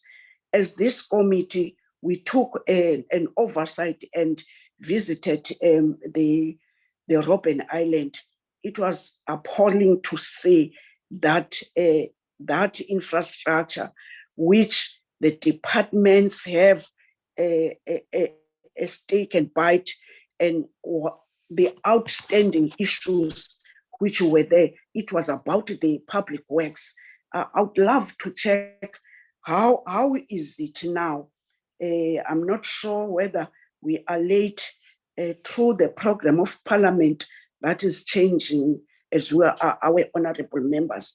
That I wish that we can visit, because I'm sharing this. One chairperson of Public Works did tell me as individual member of Parliament, saying that all is not yet well. I'm asking this question: are you doing an oversight? Can you give us what is going on in Robben Island? The one question I'm suspecting is the last one. The arts, culture, promotion and development, it's focusing for 1.7 million, and there are decreases to more or else the amount of 3/4 of it. Why is it that this budget planning for the program extremely increases, then ultimately will decrease to what 2022-23 more or less hard? With these questions, we are saying that we are happy about what you are, the department coming, and the transparency of the work that you are giving us. In those words, let me take it back to the department. Honorable Minister, and Acting DG, you will just give the entirety, the slots to respond. The leader of the delegation, Honorable Minister Zizigodo. Thank you very much, Chairperson. I'm not sure about the echo.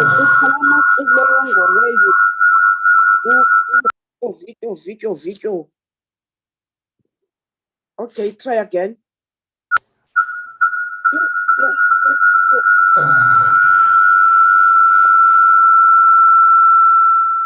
You're in a wrong place, Honorable Minister. Maybe you should try to connect from another line. Yes, Jiving, Jiving. The minister has two gadgets. I think maybe the other gadget must be off. The minister has two gadgets.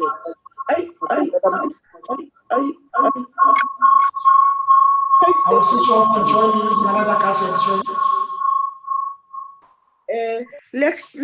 Chair. I was trying to give him a chance to say something because he asked to be released at 11 o'clock. We left with 8 minutes, if not whatever. But he is struggling. The load shedding, that's why on the 19th we called a physical. We wanted to have all our meetings on physical attendance, but couldn't get a slot. Honorable Minister, weba Dlamini Zizi kodwa. I'm trying to talk to them to accept me. I'm using another gadget, Chair. Usakhala maxilongo. Wele. He has just arrived. Strong. Honorable members, it's not only the minister who's having a problem. The load shedding started at 10, and today I had to move even before. I'm still, hey, there he is. Awuvule lo mbobo. Can you hear me now, Minister Chair? You are better. You are better. Okay. No, thank you very much for allowing me the opportunity just before I leave. For, as you know, we're preparing for the debate this afternoon.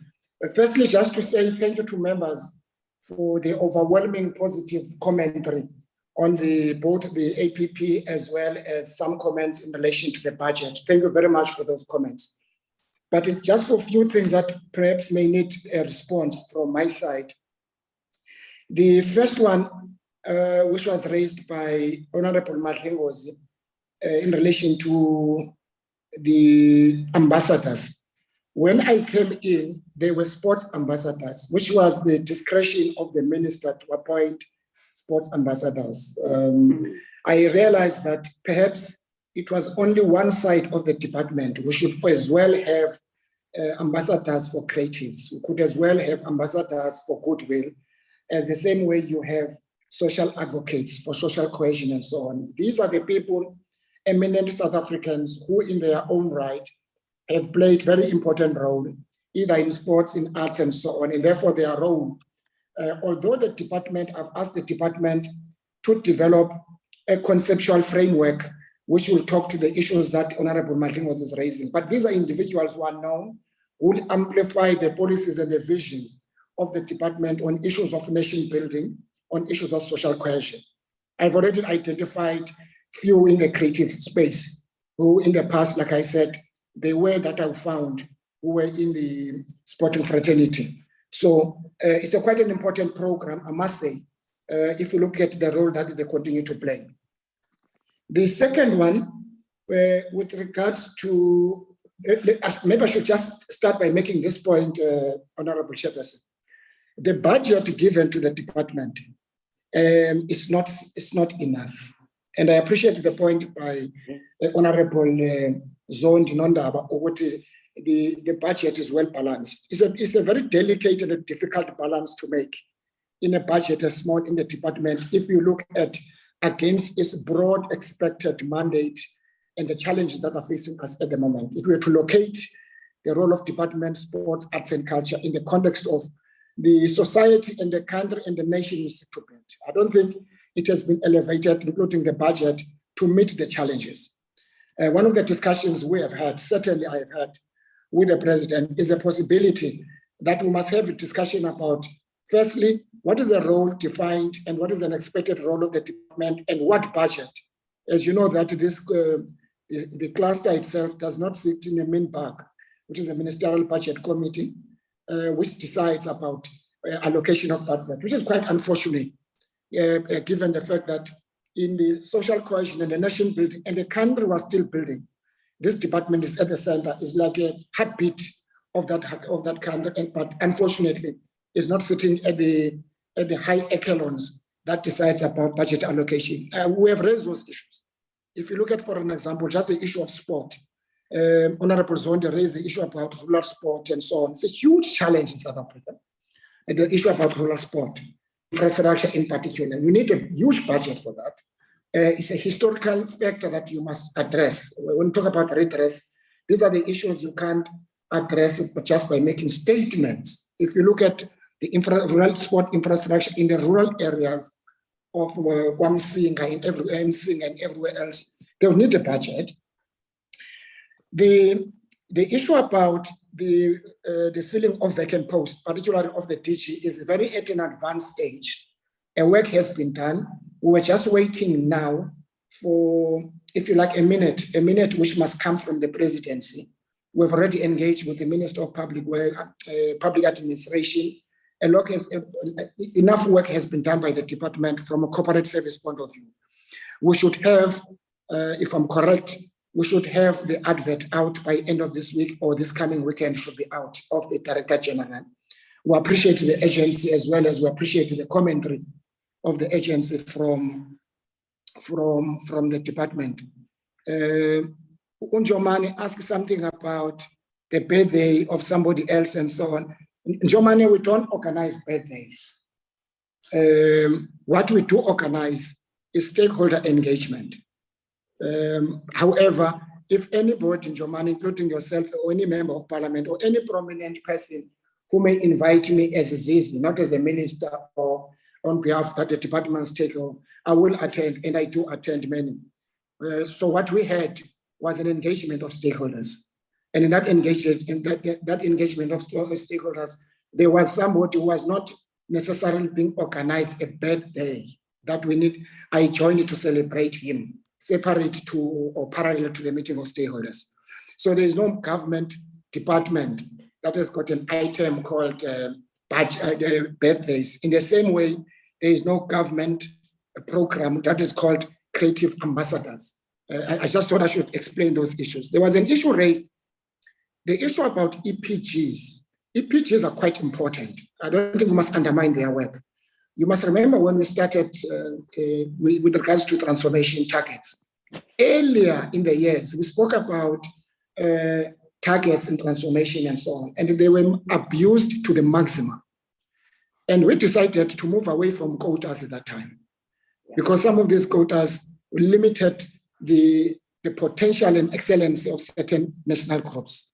So the issue about targets, I think the scope can be expanded, I agree, but I will be meeting with SASCOC soon, because I think those sporting codes or national federations and so on, who are not meeting targets, there must be punishment to encourage them, including those who are doing well. There must be incentives, because I think there is a movement on some of the sporting codes. But EPG for me, I think is very important. What we need to do, where there are gaps and weaknesses, we need to look at, but make sure that with my view, like I said in the last meeting, honorable members, 29 years into our democracy, in 2023, one of the things I don't think we should be discussing about is transformation. I think it's non-negotiable. We must find a way, and therefore those who are not implementing the targets, there must be a punishment of one way or another. Those who are doing well, there must be some way in which we incentivize and encourage them. I just thought I should just respond to those issues. The last one is the issue raised by yourself, Chairperson, in relation to Robben Island and so on. What we have found, Chair, and we're beginning to get these reports, is the state of some of our heritage sites, which some of them are quite derelict, where they're talking about art centers and communities and so on. It's quite a worrying factor. Next week, as part of our budget vote program, we'll be visiting Robben Island. We've been getting a lot of reports with the Minister of Public Works officials from our side, both sides, and see what best can be done. There are a number of proposals we have in mind in terms of investment, in terms of sustainability of that heritage site, was quite important in our liberation history. We are concerned. We will be making our visit. We will make our visit known to the committee about what we think should be done immediately to restore that heritage site to its glory days. Thank you very much, Chairperson. If I leave anything, I will ask the department to respond to. But thanks for the opportunity and allow me to leave just to prepare for the vote for the debate this afternoon. We are releasing you, Honorable Minister. Thank you that out of your busy schedule, you must also try to have few minutes and hours with us. Thank you so much. Thank you very much. Thank you, Honorable Minister. Acting DG. Thank you very much, Chairperson, and thank you also to Minister. Thank you to the members for quite a number of questions and comments that we have received. Minister has, Acting yes, DG, yes, with due respect, honorable members, and to you, Acting DG, there's that 117 billion who is given to Sport Federation. I've forgotten to ask that, how do you monitor that federations do a good sharing, especially in the women's sport?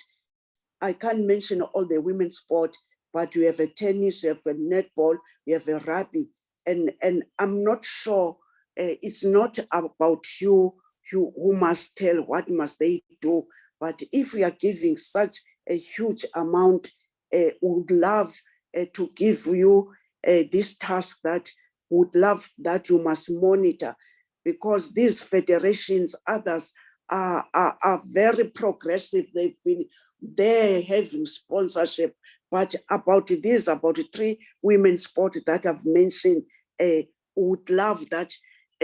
I'm not sure whether we have a right to tell them what to do. I'm raising that. I've seen this 117 billion.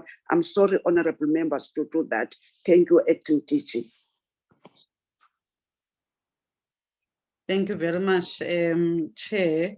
I was then saying maybe to try and make sure that we deal with all the questions, I would go per program. So starting with DDG Mandisa Chikwatamba, on all questions that were related to program 1, DDG, can I allow you? And then I'll go to you, DDG Khan, in terms of the sports, and we'll move on just like that, going to the other programs. DDG Chikwatamba first, through you, Chair. Good morning, Chairperson. Thanks, ADG. Good morning, Chairperson and all honorable members. I'm just showing myself for a moment. I'm switching off now. Africa Month, thank you. Halala.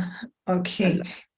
Thanks, Chairperson. The first question is on disabilities, to say how many. The number is 15 people. And of course, the percentage currently is a percentage of about 2.6. But the number of people, it's 15 people. Later on, a question was asked, which is relating to this, which was specific on interns. And I can report that with the number of interns that we have 30 interns at the moment. At one stage, we had doubled up that number. We only when 2021-22, we had only 1 intern with disability. At the moment, we don't have any intern with a disability. Not that we don't try.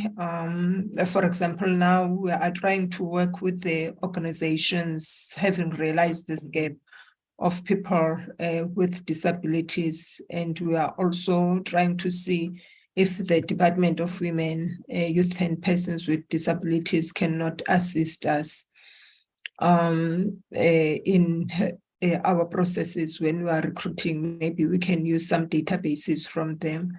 A discussion we've recently held is a discussion that says maybe to ease what we call targeted recruitment when it comes to, especially for interns, at least can be more practical than when we are recruiting permanent employees. Perhaps we may need to get into MOA with some of these organizations and the Department of Women, Youth and Persons with Disabilities. So the number of all that give the percent, it's 15. I don't know if I need to give a breakdown the levels, but I'll skip that unless it's specifically asked for. And then the other question was a question that was requesting us to explain the statistics that was at the corner there on that slide, I think slide 24.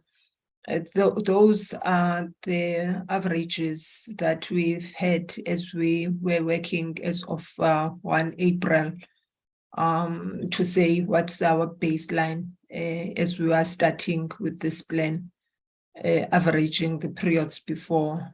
I did report that in the last quarters of the year, we last recorded about 19%, 19 point something, 19% of vacancy rate.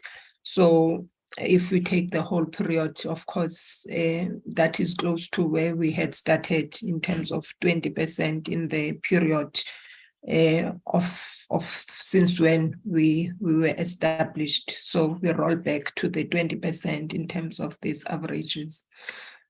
And then the next question, I think the Minister has responded to it, which was on the filling of the position for the DG, so I won't go to that.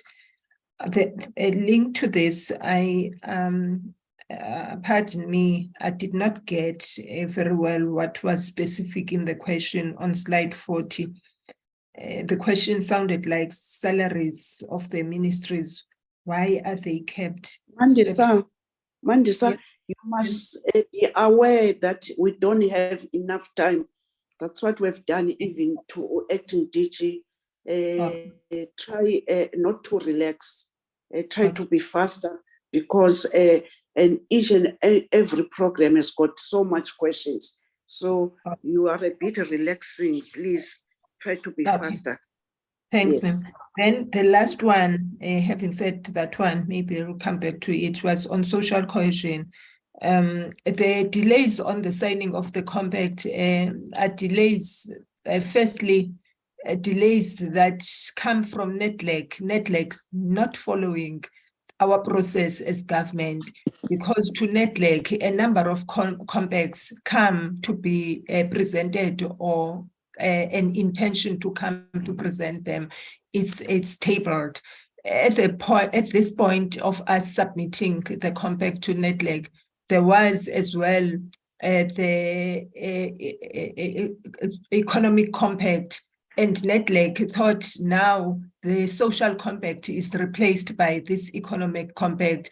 There was as well another process that was being developed by Department of Social Development that was also speaking to the compact. So in summary, Chairperson, there was a decision that says, let us go back and just try and consolidate as government and come back to NEDLAC. So we are going through that process as DG was also speaking to us, working on this through the cluster. Thank you.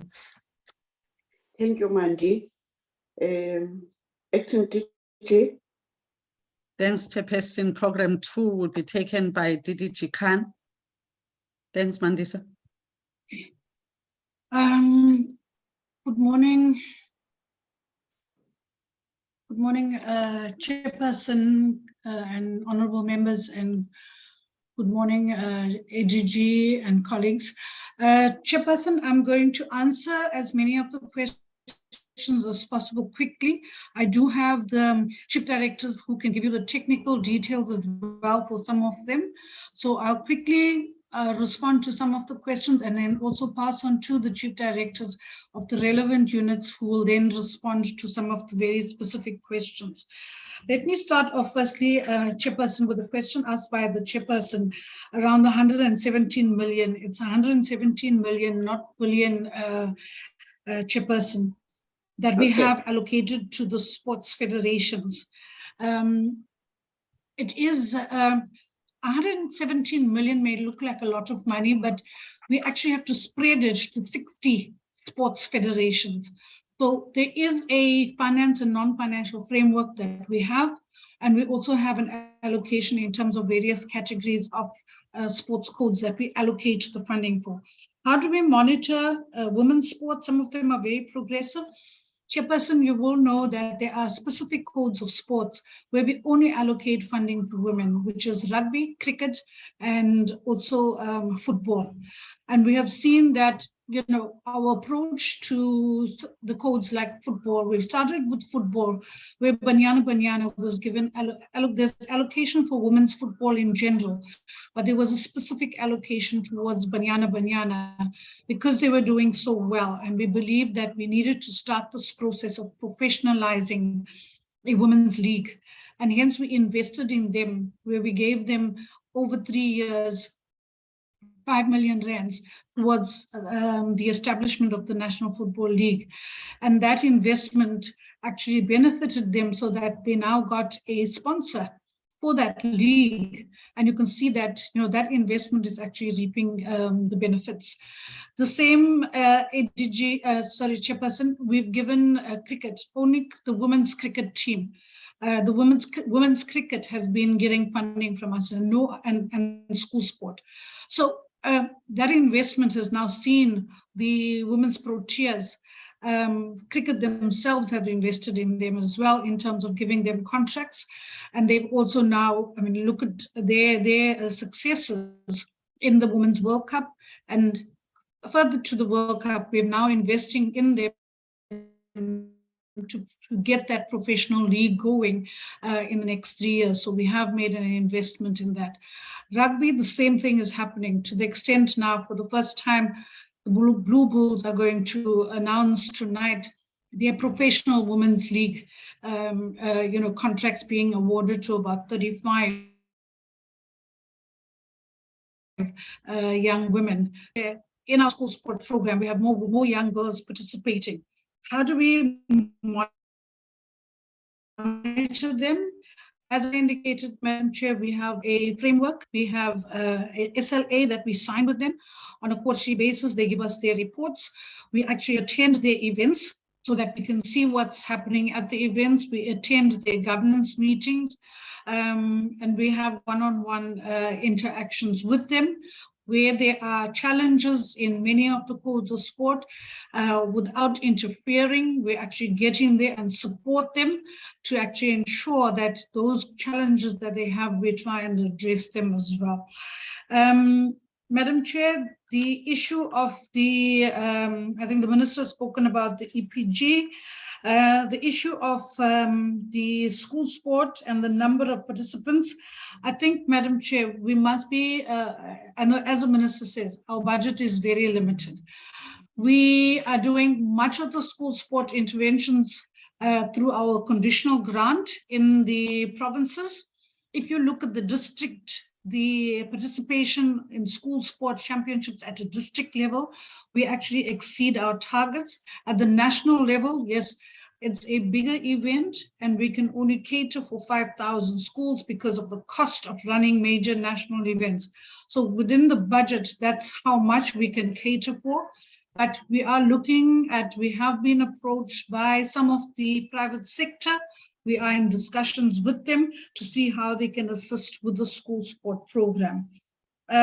With regard to the rural sports development program raised by Honorable Zondi, yes, indeed, the rural sports program, when we started it, and I think the objective was actually for us to look at, you know, reviving sport and unearthing the talent in rural areas. And the special focus was on areas that are under the traditional authorities and the farming communities. Madam Chair, in the first year, I think we ran the program in all the provinces looking at 2 traditional councils, and it culminated in a National Rural Sports Development Festival. In the years that ensued, we believed that, you know, we had to now look at it at a provincial level so that we spread and we get more traditional councils involved. So that program still continues in the rural areas. But for this financial year, our focus is going to be rural sports development so that we address the issues. We have a relationship, and we've put into our MOU with the Department of Cooperative Governance and Traditional Affairs, the development of the Rural Sports Development Program.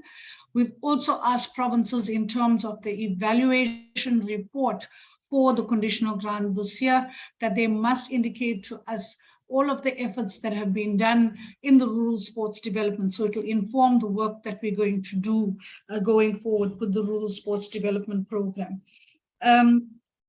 And yes, the Rural Sports Development Program also falls within the Club Development Program, so that as we develop rural sport, we make sure that we also look at forming or moving towards an organized formation of clubs that will then be affiliated to the national federations. So that's the pathway we're looking at in terms of the Rural Sports Development Program. The other area of advancing the National Charter for Women's Sport and the ecosystem raised by Honorable Malomane. Yes, Madam Chair, I can indicate that we have now gazetted the draft policy for women in sport for public comments.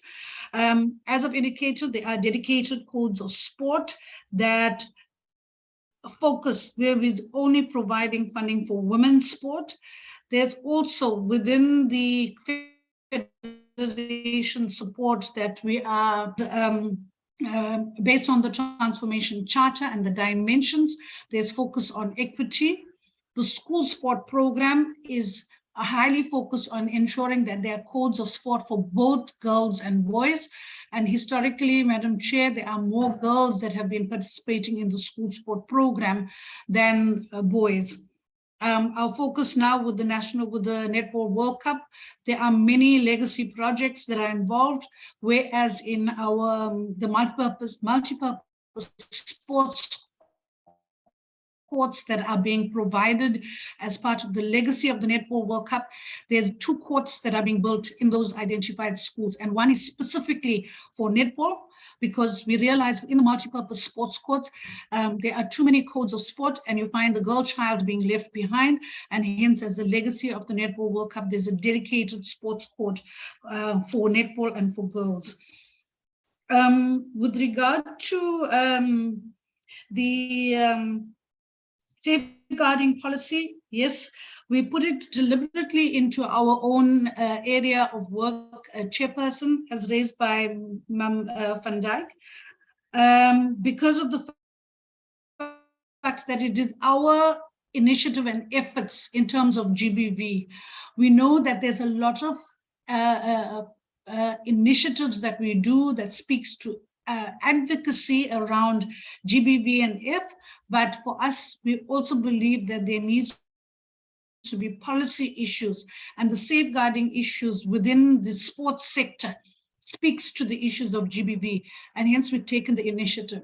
But knowing, Chairperson, that our stakeholders come under the umbrella of SASCOC, we've worked together with SASCOC in terms of the safeguarding workshop that they've had, and we're working with them. How SASCOC then appoints their service providers is within their own policy, and we will respond. We will follow up on the issues that Honorable Van Dijk has raised around the questions that she's asked with regard to the safeguarding policy.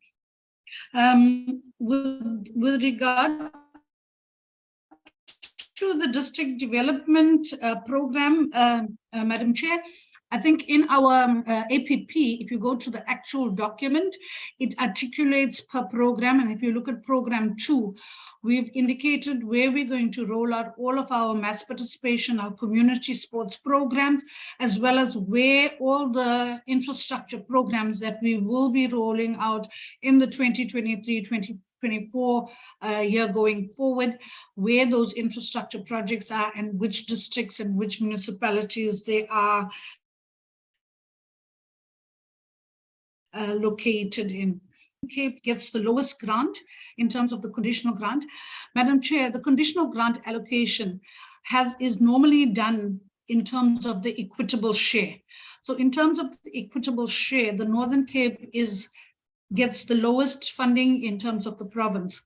But we are mindful, Chairperson, that it's it may not be fair. Whilst on paper, you say the lowest number of people, I mean, the population of Northern Cape is smaller than is the smallest, but in reality, they have a vastness of their geographical structure, the allocation quite differently. So when we do the allocations, Madam Chair, each province as a baseline, each province gets 20 million rands.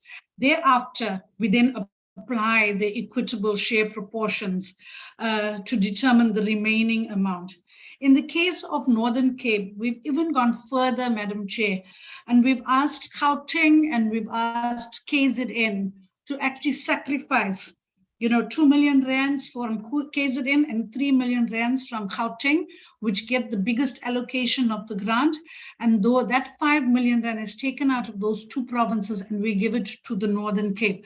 So the Northern Cape, in terms of the sport and recreation, the mass participation and sports development grant gets more than they would if we just applied the equitable share formula. So that's how we now make sure that we realize that the areas are vast. They have to travel a lot in terms of getting from one district to the other in terms of the sports development programs. And hence that's the allocation. I think what we've also done afterwards is to also look at some of the events that we have. Let's go now to the Northern Cape. Madam Chair, with regard to the issues raised by Honorable Dennis, the issue of the Nelson Mandela Sport and Culture Day, yes, it's a Mandela Month initiative. Obviously for us, Madam Chair, they are community-based activities where we have sports events in the communities, but we also go into the communities and do other activities like looking at sports infrastructure, the cleaning up of infrastructure, the painting of infrastructure, providing equipment, attire. Last year, we worked with the Nelson Mandela Museum in Kuno, where they staged a marathon. And this year, we're looking at that as well as other activities as we're having in discussions with the minister since he's taken office. So, previously, we've had it on a big scale when there was budget, and we had partnerships where we had a fundraiser for the children, Nelson Mandela Children's Home. We've had a cycling race, we've had a road race, a fun run, and we've had a sports day where we had big teams coming together like rugby and football and the veterans, etc. So with budgetary constraints, we've not gone that approach. The Andrew Mlangeni Golf Day, Chairperson, yes, it is a partnership with Golf RSA, with the Golf Development Board, and with the Andrew and June Mlangeni Foundation, because as we know, Chairperson Andrew Mlangeni is a legend coming from the being the last existing Rivonia trialist in his time. And he is an embodiment of lifelong participation in sport. At the age of 90, he was still playing golf. And hence we had this partnership where we've had a development golf program culminating then into this Andrew Mlangeni Golf Development Day, where the young development golfers come onto the course and play with the professional golfers as well. So we give them this opportunity to participate. We've had, for the last 2 years, we've rolled it out, as I said, with Golf RSA and with the Golf Development Board in all of the 9 provinces. With regard to honoring Papa Sugulam, just to indicate, Madam Chair, we've honored Papa Sugulam, who was at one time even beat Gary Player. That's correct, Honorable Dennis. And we have honored him through the Steve Schwete Lifetime Awards. We have also honored him in terms of an exhibition that we've done, the Sport in the Struggle exhibition that went out around the country on a few times. We also had the exhibition at the Freedom Park. We've had the exhibition at the Apartheid Museum, and we also took it to the Commonwealth Games in 2014. So we have honored him on many platforms already, Chairperson. The support for the MIG funding, the Capital Works program, Mr. Mkhwera will speak about that. The issues of the Love Life funding, I think Mr. Teboho will speak about that. And yeah, so let me hand over, Chairperson, to my colleagues to also respond to areas where I may have not fully responded to everything. ADG, with your permission, Chairperson, with your permission, if I can ask firstly, Mr. Mkhwera to speak about all the infrastructure projects, and Mr. Teboho to speak about anything within Active Nation, and Mr. Nube to speak about anything within Winning Nation. Very briefly. Thank you, Chairperson, and thank you, ADG.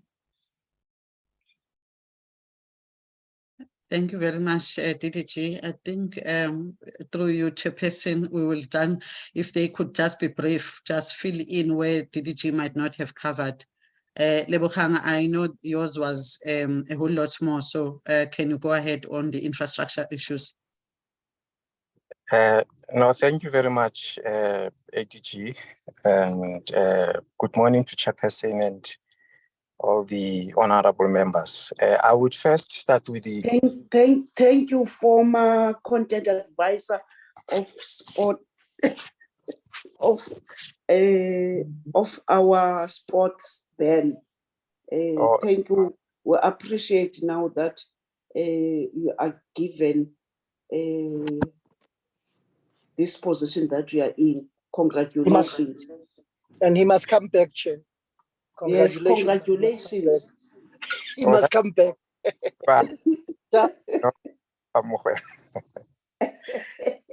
No, thank you very much, Chairperson. Once again, good morning to Chairperson, honorable members, and the colleagues.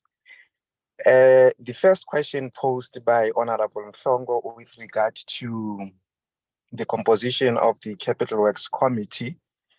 Safe to indicate, honorable member, that all the programs within the department that have any capital projects, and that's primarily program 2 up to program 4, are represented within the committee, and they are even inclusive of the heads of those specific programs being the DDGs themselves. And of course, that committee was, amongst others, established for the purpose of ensuring that all the projects that we committed the resources to, we committed that in line with the status quo of the project, rather than putting a lot of funds in a project that is still to go through processes like your feasibility, and we allocate as if it's already at implementation stage. But beyond that, of course, it will then monitor on quarterly basis. That's how we are scheduled to meet in order to monitor all the infrastructure portfolio of the department, including those projects that are not directly implemented by ourselves, but through other implementing agents such as DPWI. Honorable member also made an example with Sarah Baartman, and I would want, in my response to that, cluster this question with the question that was raised by Honorable Van Dijk regarding Sarah Baartman. Just to indicate, honorable member, that part of the progress we have made as far as Sarah Baartman is concerned was, of course, to formalize the establishment of the project steering committee. And what is different compared to the past about that is the fact that the DSEC is expected to play an increased role, not only at an oversight level of the project steering committee, but also the subcommittees that are supporting the project steering committee, like technical committees, as well as project management committees. We are there represented and be able to troubleshoot in areas that we are required as the owners and the sponsors of the project, rather than just waiting at the receiving end and wait for progress from DPWI. But in addition to that, honorable member, we also included DBSA, which has been appointed, of course, as an implementing agent, no longer necessarily Public Works, although it's contracted by Public Works, primarily because of issues of capacity that is there. And we believe that there will also be the required dedication and commitment by DBSA to the completion of the project. And the project is planned to be completed in terms of how we have allocated the resources. in the period of 2024-25, and that also ties up with how much exactly is estimated to complete the project. We are looking at about 97 million, and honorable members, that was as per the last assessment which was done by the consultant on the project after the termination by the contractor, but the situation might have changed because that assessment was done in 2021. This is part of the reason why DBSA, although in principle they have agreed to continue as an implementing agent, but they have requested to conduct their due diligence so as to ensure that the estimates that we have provided, as well as the amount of work that's still to be done, still remains, or now there are changes which may require us to review the budget moving forward. And then in terms of the question raised by Honorable Dennis, basically around 3 areas of MIG support, JL Dube and Sarah Bartman. I think I've addressed the Sarah Bartman issue. In terms of the MIG, rather technical and management support provided to municipalities, honorable member would know that this committee at some point took a decision for ring-fencing of MIG, which is a budget seated with another department, ring-fencing portion that is earmarked for sport, and that ring-fence portion should be allocated by DSEC outside the normal formula of MIG. And we are now in the 8th year since we've been doing that specific program. And of course, it's a program that is meant to continue for as long as there's a need to build sports facilities in our respective communities. And yes, we're doing it through municipalities because in terms of how it's scheduled, and that scheduling aligned with the mandate, constitutional mandate of sports facilities, which is bestowed upon local government. And that's how we will then continue to then deliver this specific project, make an allocation, but ensure that you follow the money and the facilities that are built in line with the norms and standards applicable to sports and recreation facilities. And that's what technical support primarily is about, to ensure that whatever is completed at the end of the day is consistent with those specific norms and standards. Honorable member, fortunately, the JL Dube amphitheater, by the end of the financial year, we finally managed to achieve the practical completion, which basically means that a facility is ready to function. Of course, with a little bit of snag, which are very minor issues, but those issues cannot prohibit the facility from functioning, and they cannot even pose any occupational health and safety as and when it is used. So that's basically what we are doing now, but we have achieved this specific target as far as JL Dube is concerned. That's where we are.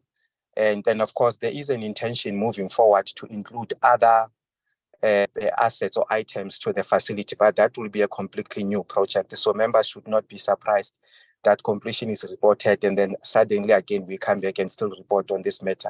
It will be a completely new project as far as that is concerned. And there's a question that was raised also by Honorable Dennis with regard to National Library of South Africa. Indeed, Honorable Member, there is a bit of a dilemma there. The roof that is leaking was as a result of the copper which was stolen, because the roof of that specific facility, it is copper. And because ordinarily functions such as those, replacements, refurbishments and maintenance of all our facilities are within the domain of public works, because that's public works mandate. What they have done, DPWI, in that regard was to facilitate the process. But because of the heritage nature of the facility, the heritage consultant was then invited, who then advised that we should not just make purchase of what must be corrected there, but rather remove the entire roof and then use a different material. And that's exactly where the situation is as of now, that entire roof is still to be removed, and then the different material will then be installed accordingly. And of course, there is a budget allocation that has been made in that regard, although it's not specific to this project, but it's part of the entire capital funding that we gave to the entity, which has other different sites. But there are resources indeed, honorable members, that are committed in that regard. And then coming to the issues that were raised by the chairperson, to an extent, I think the minister has also responded, particularly with regard to REM.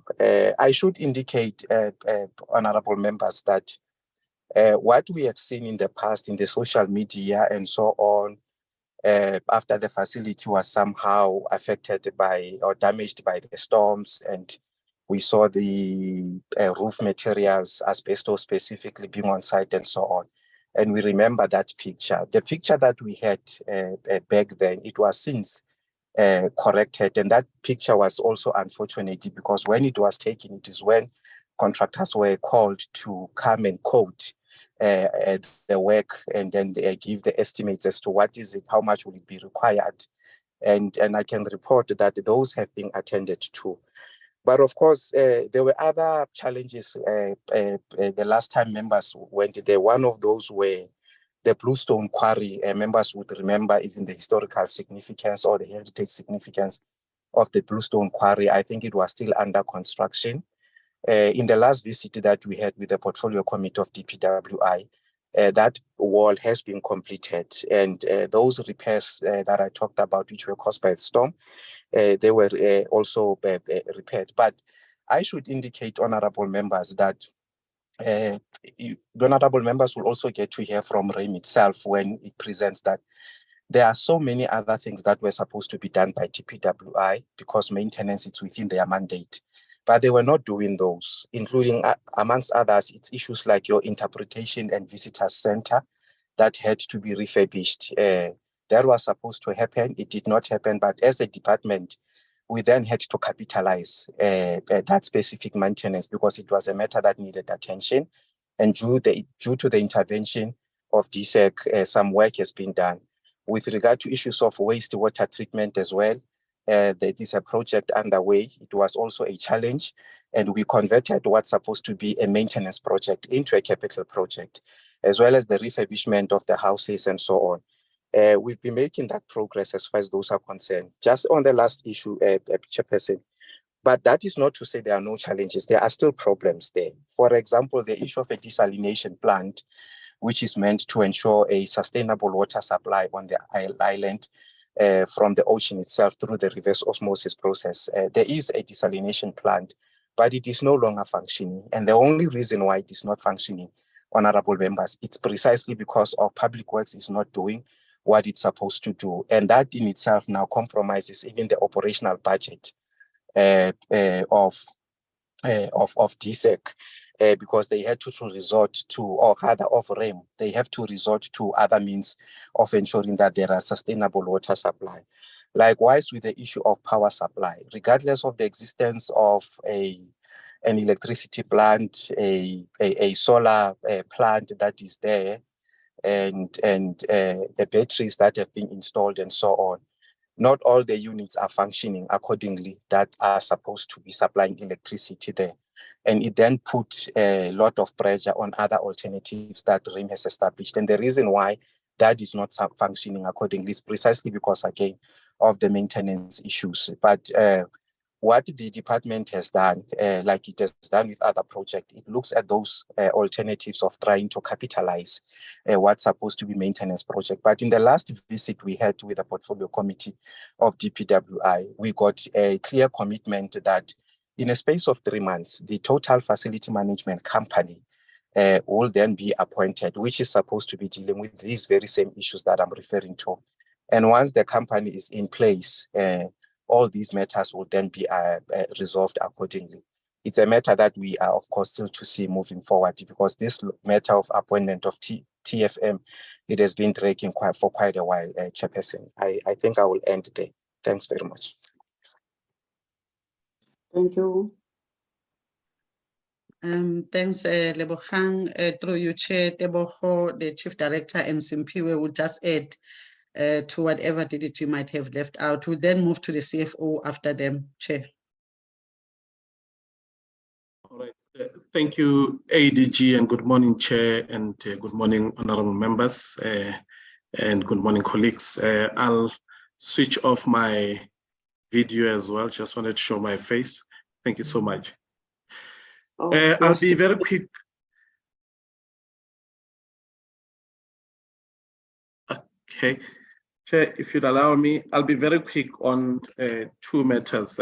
One is on the work of Love Life and that of Sport for Social Network Change, that with the allocations that they are doing. Chair, you recall that as part of the mandate of sport, over and above the community sport and school sport, we have an obligation to implement recreation programs. And because those are currently not organized in the sense that sport is organized through federations. So we've got those partners that we implement programs with. One of them is Love Life, which we allocate a certain portion. And we do so having expanded even also the mandate of Love Life to also cover certain elements of school sport, precisely because Love Life would have facilities in rural areas where some of our federations are not being able to function, and therefore, and facilities that can be accessible to learners in schools. So the allocation is partly meant to help for them to help us activate mostly recreation programs, but also to facilitate some of the after-school programs that we have in communities. The same with Sport for Social Network Change, which has a network of members from civil society organizations. These are not necessarily recreational or sport-related organizations, but these are organizations that to a greater extent implement some of the recreation programs in communities and are partnering with us. And for that, to enable partly some type of organized recreation, Sport for Social Network Change is a partner in that regard for us. The second part of the question which was asked was, if ever, what is the cost per capita of our allocation of mass participation grant? I think essentially, when we look at that, there are various items or elements covered by the mass participation grant. That includes enabling environment of provision of sports equipment. It includes events. It includes general mass participation. Just on the general mass participation within community sport, just on the element of number of people participating in organized sport, where the total allocation that we give to provinces with a cumulative total of about 41 million rand, where we are targeting about 310,000 people to participate. Just in the previous year alone, we were able to achieve 345. These are unaudited stats, 345,000 people. And when you look at the average cost per person, it's 121. It's 121 rands per person because it's all locally based. So these are all costs related to the organizing and staging of the activities in communities. But when it comes to events, just to look at school sport event, the district event alone, where we are having a target of 45,000, but we're able, unaudited stats that we're having currently, it's sitting at 160,000, where the total allocation is 87 million.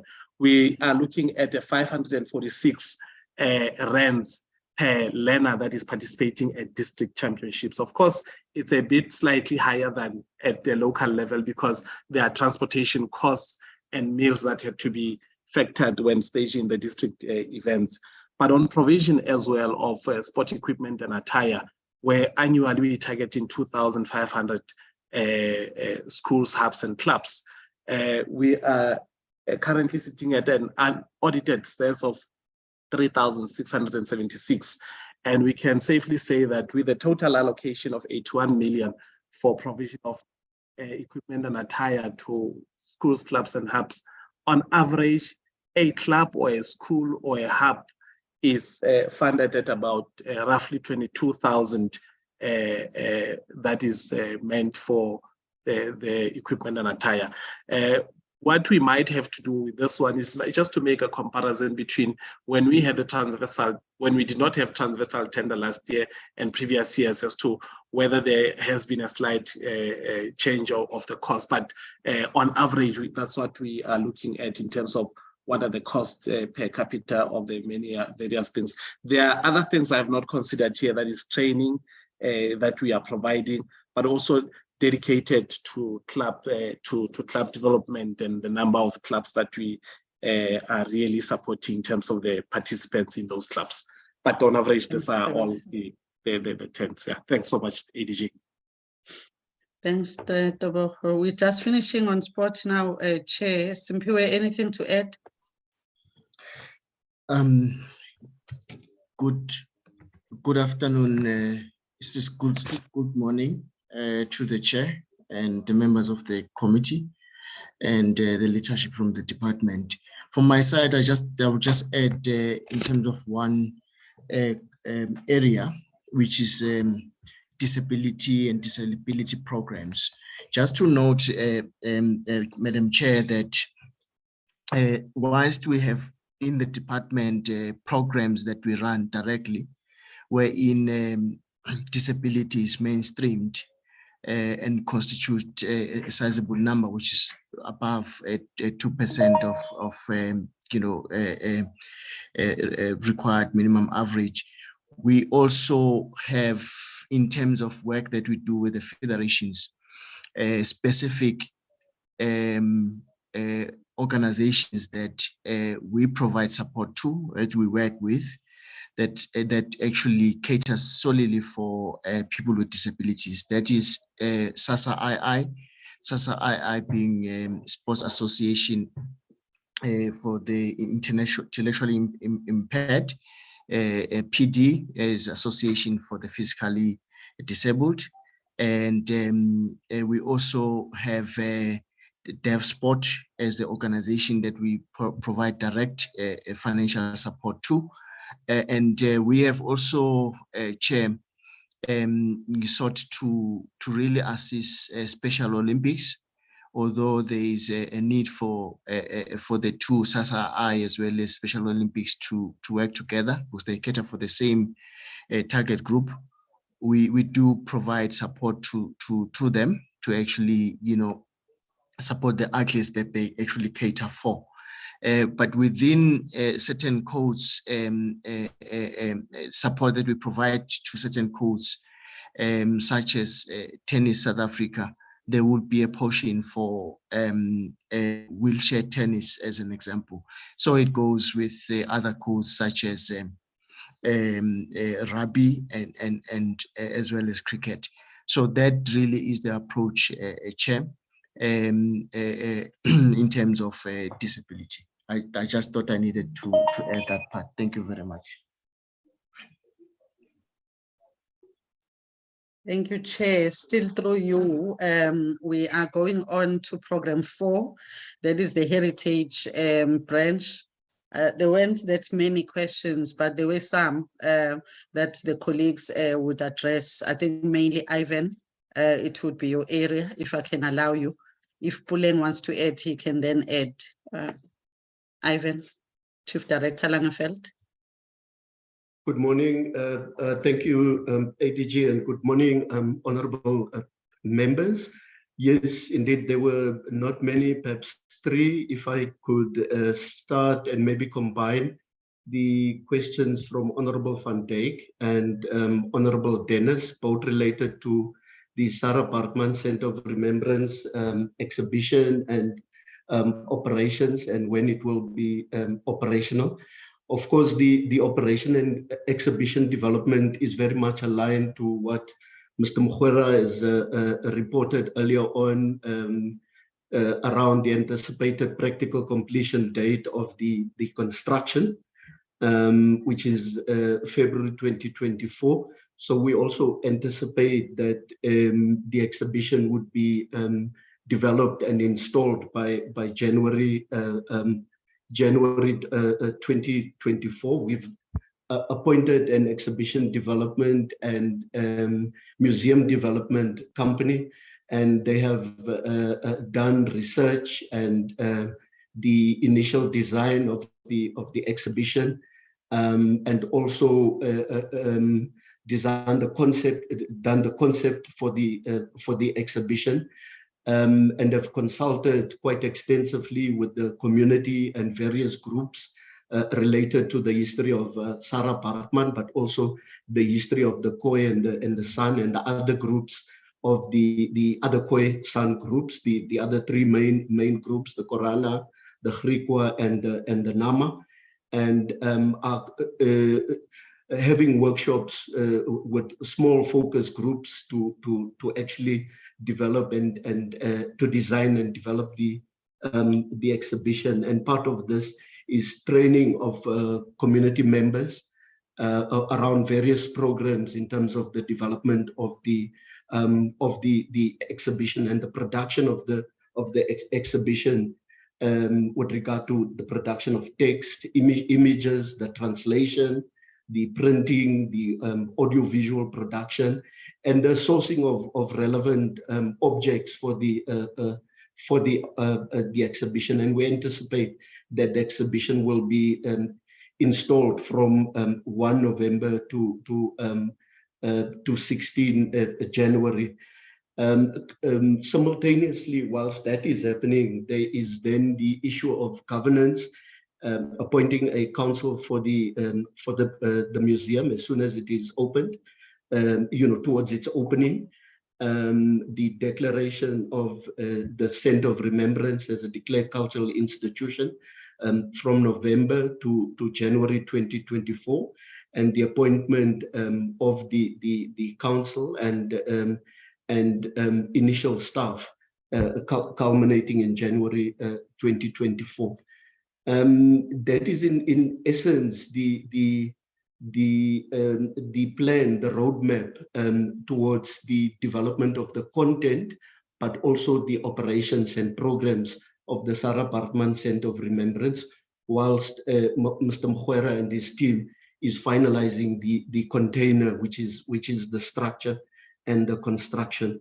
If I may then just go to the second question, which was also by Honorable Dennis, with regard to the recognition of the Stearman family and other families on the island, Robben Island, that is. I think when we had an initial, or was participating as the department in the strategic planning session of led by the Robben Island Museum Council, we actually emphasized the need for Robben Island to also look at other layers, recognizing other layers of the island's significance as a national monument, a national museum, but also a World Heritage Site. The early layers of leprosy and also the layer of traditional leadership, the imprisonment of traditional leadership on the island.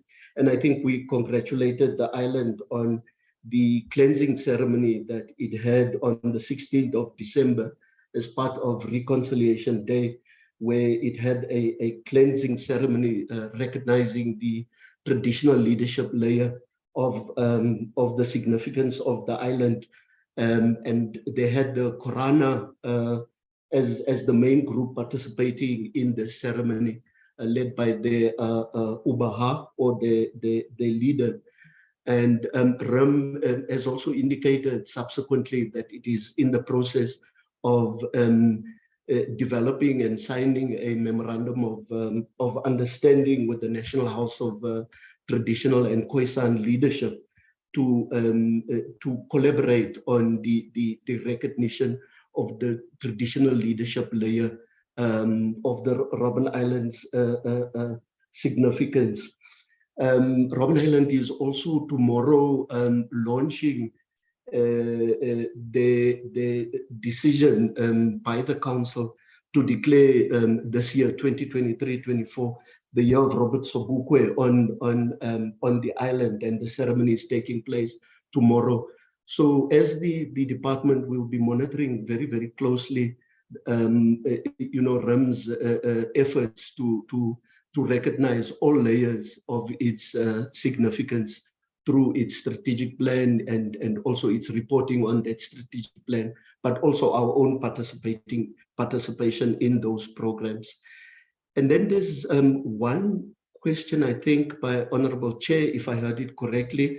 It was around the internships for heritage bursaries in the APP. we are only implementing the internship for heritage graduates in the current financial year. So it's not in the APP yet, but it's in our operational plan. In fact, the interns have already been placed at our heritage institutions and are also being placed in the department. But as that program grows, we will then elevate it to the APP, but it's at its initial stage in its first year of implementation. I think that's what I could record in terms of the questions raised, ADG and honorable members and honorable chair. Thank you so much. On geographical names, Ivan, would that be not in your space? It is in my space, then I have missed it. ADG, if ADG can just remind me. I think Honorable Dennis asked about the gazettes on the geographical names and the planning for the geographical names workshop. I think it's on slide 76, that one. Yes, we have the our APP target for the geographical names is three government gazettes, the publication of 3 government gazettes. It's normally from the second quarter. So we are doing the planning and preparation together with the South African Geographical Names Council, but also capacity building within provinces to assist provinces with consultation processes, the provincial geographical councils. And that is led by the South African Geographical Names, and it's on track. And we are also confident that we will be able to publish the 3 government gazettes as our annual target. ADG, Honorable Dennis, and honorable members. Thank you. Thanks, Ivan. Through you, Chair, just 2 more areas we will cover, just catching up on your time. CFO, there were questions on issues of budget and finances, and then I'll come in, Chair, to cover the rest of the questions, especially from ACPD. No, thanks, ADG, and through you, Chair. The first question was on the Honorable Mhlongo on the issue of internal control post. The post has been advertised and already closed. The panel to interview the candidates already in place. So that post will be filled very soon. And then on the issue of a fund dedicated to youth and already under bursaries, we've got about 7.5 million that is being allocated to youth in terms of bursaries. And also the new ACM guideline and regulation clearly also direct us to encourage to appoint more women in terms of procurement, because if you are a human, you'll get an extra 10 points, and that will make at least get 20 points in general. For a person with disability, the same, and youth. So the policy of the department is already been make those changes in terms of the guideline and the gazette that was issued early this year for us to amend the departmental policy to deal with the targeted group so that we make sure that we implement in terms of the new regulation. And then Honorable Malomane, there was an issue of PSP to say how many percentage is being given to those implementing agent. We've got about the PMU within, actually overall is about 5%, and then 4% is for project management officer who run in those funding. And then there was an issue of Honorable Chair about the additional fund that we get in this financial year. Indeed, it is a 42 million additional, and that 42 million comes from your PSP. I'll align that with a question from Honorable Van Beek when she was saying that there was a shift between program through sports and heritage in terms of increase. It's not necessarily an increase, it's because of our equal streamlining of process now. For in case all the infrastructure projects are done by a program, which is a sports program. Within it, you've got infrastructure unit. But they are also doing projects that has to do with ACDP and heritage. So for that, then the budget must be streamlined proper to those programs so that there is no heavy or in terms of budget, as if the budget relate to sports, whereas it relate to heritage. For instance, if the project is for heritage, the infrastructure budget will go to heritage program. And then there was Honorable Dennis, page 40 of programs ministry. Yes, indeed, in terms of the budget structure, in terms of national treasury, we are guided that there must be a separation between, in terms of administration, you must demonstrate clearly in terms of say how much go to ministries and how much go to accounting officers budget, which is literally within the corporate services. So that budget that is there is literally not only salaries, it is a combination of employees, your goods and services, and your capital. So it's anything to do that the minister, even if he has to travel, the money comes from that sub-program check. And then there was also from Honorable Dennis the issue of 10% from goods and services. Yes, indeed, is a 10%. So is a 640 of F6.3 billion, which is about 10%. That is what go to goods and services within the department. And then lifeline issue was answered in the issue of the vocational grant on the baseline from Honorable Van Page. So that was answered. Thank you, Chair. Thank you, CFO. Chairperson, I'm going to address some of the questions, some are related to ACPD, but there are also some generic questions that I will address. There was a question from Honorable Mhlongo, for instance, regarding the fact that when you look at the allocation, there are no earmarked funds for youth. And I just wanted to make an example there. Our approach in structuring our APP, as we indicated in the presentation, if you look at slide 87 to 90, what we did there was to actually show a link of the projects that we are doing to that targeted group, in this case, the youth, for instance. So if I might just cite an example, what it says there, 87 to 90, if for instance you look at the, for instance you look at the ACPD section, it will indicate the different programs or interventions that we are doing that are specifically targeting young people or the youth. And against those ones, which we did not include in the slide, and I think going forward, we just might want to then structure our slide, but also the APP differently. Because when you then go, for instance, artists in schools have got a budget of about 22 million, just targeting young creatives that are placed in schools. There's a program there where for the first time this year, we are putting young creatives in community art centers so that we enhance their employability, because they've got a workplace that they are serving from, but also exposure in terms of potential future employers. And there's a budget there that goes of about 11 million.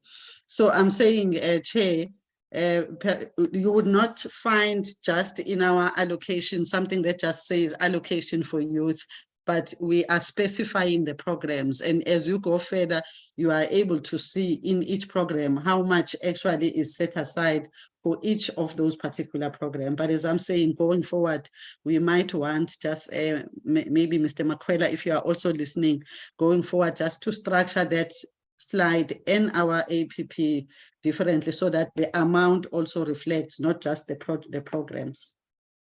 And then if I then move on, I wanted to touch a bit on the issue of the people with disabilities and the programs that we did. I know that Didi Chikwatamba spoke to the internal processes, but I wanted to also cite in terms of externally, again using ACPD as an example. One of the programs that we highlighted in the slide where we talk about programs that are geared towards people with disabilities. In our case, in ACPD, it will be artists with disabilities, the Weekend Arts Festival. What we have done through consultation with those people that actually run this program, we are now targeting a total of 200 artists with disabilities. And it's no longer just a festival in terms of how it's structured, but it's made up of a series of capacity building programs like your master classes and other such programs. Then it culminates, it builds up, and it is actually throughout the country. It's not just targeting 1 or 2 provinces. So they will find similar examples when HPP talks to what they are doing in the area of people with disabilities, similar examples from athletes with disabilities. I'm just citing an example of the external beneficiaries in our artists with disabilities that sit at 200 for that, just that one program with Weekend Arts Festival. And that came from Honorable Mhlongo. I want to also then move to Honorable Zondi, a question that was very specific to the court ruling regarding SARA. In as far as that is concerned, Honorable Zondi, the department also confirmed by the public protector in the meeting that was held in March 2022 with the public protector, has met its obligations in as far as the implementation of the actions that needed to be implemented by the department, emerging from both the High Court and also the public protector. Just to cite those kind of interventions or actions that have been implemented. One of those was the revamp of and the renovation of the SARA building, which was done and completed and launched on the 17th of February 2022. The amount that was invested there for the renovation of the SARA house was 26 million. And then there were others like the SARA International Relations, the SARA Live Events Technical Production Conference, and also supporting SARA's administration and operations. And it's different amounts there as well that have actually been invested by the department for those 2 projects, emerging also from those actions, the remedial actions. Just on the administration and operations, 2020 to 2023 was 5.6 million that was put towards the administration and operations. So while we were implementing these public protector recommendations, Chairperson, SARA also gave us a proposal towards seeking for support of the Backstage Academy programs. And we have signed an MOA with SARA, which the first year of implementation is the one that just finished now, 2022-23. It's our MOA that we've signed with SARA goes on up to 2025. That is now outside the public protector issues that I was raising. But the commitment of the department was that it will look and consider SARA's proposal, obviously in line with budget availability. So just that one where we've signed the MOA and we started implementing last financial year, this is the 2nd year, the amount there is 18.5 million. So I want just to link my response to the question in terms of where we are with the implementation of those rulings and obligations to the question that came from Honorable Madlingos with regard to what we are doing regarding Ubaba Unyathela's application to the National Lottery. I do not believe, Honorable Member, that we have the authority to actually interfere with the processes that are undertaken by a different institute. However, I need to indicate that led by the department, we have had a meeting with the National Lottery Foundation, the chairperson, commissioner, and the acting COO were present in the meeting, not to engage on a specific matter related to a specific person, but to talk about how we work together in making sure that we support this industry, in terms of also having an impact in alignment and integration of the efforts that we are making as these entities. This also, hopefully is responding to the question that Honorable Adams also raised in terms of mobilization of funds, also working with other partners, including social partners. So there are several others that have been identified where we are engaging, and we are looking at the extent to which we can be able to align and work together as partners towards the support of the creative industry. I've clustered together responding to those three honorable members, chairperson, with respect to this last response that I made. CFO has responded, I think, to the PESP question. However, there was another PESP question that I'm just quickly trying to find, chairperson, in my notes that I also wanted to, or there was a question from Honorable Adams that was talking to what has been the actual intervention with regard to PESP. And I wanted to just indicate, and it's there in one of the slides in our presentation, that in total, last financial year that just finished, 42,000 jobs were actually created.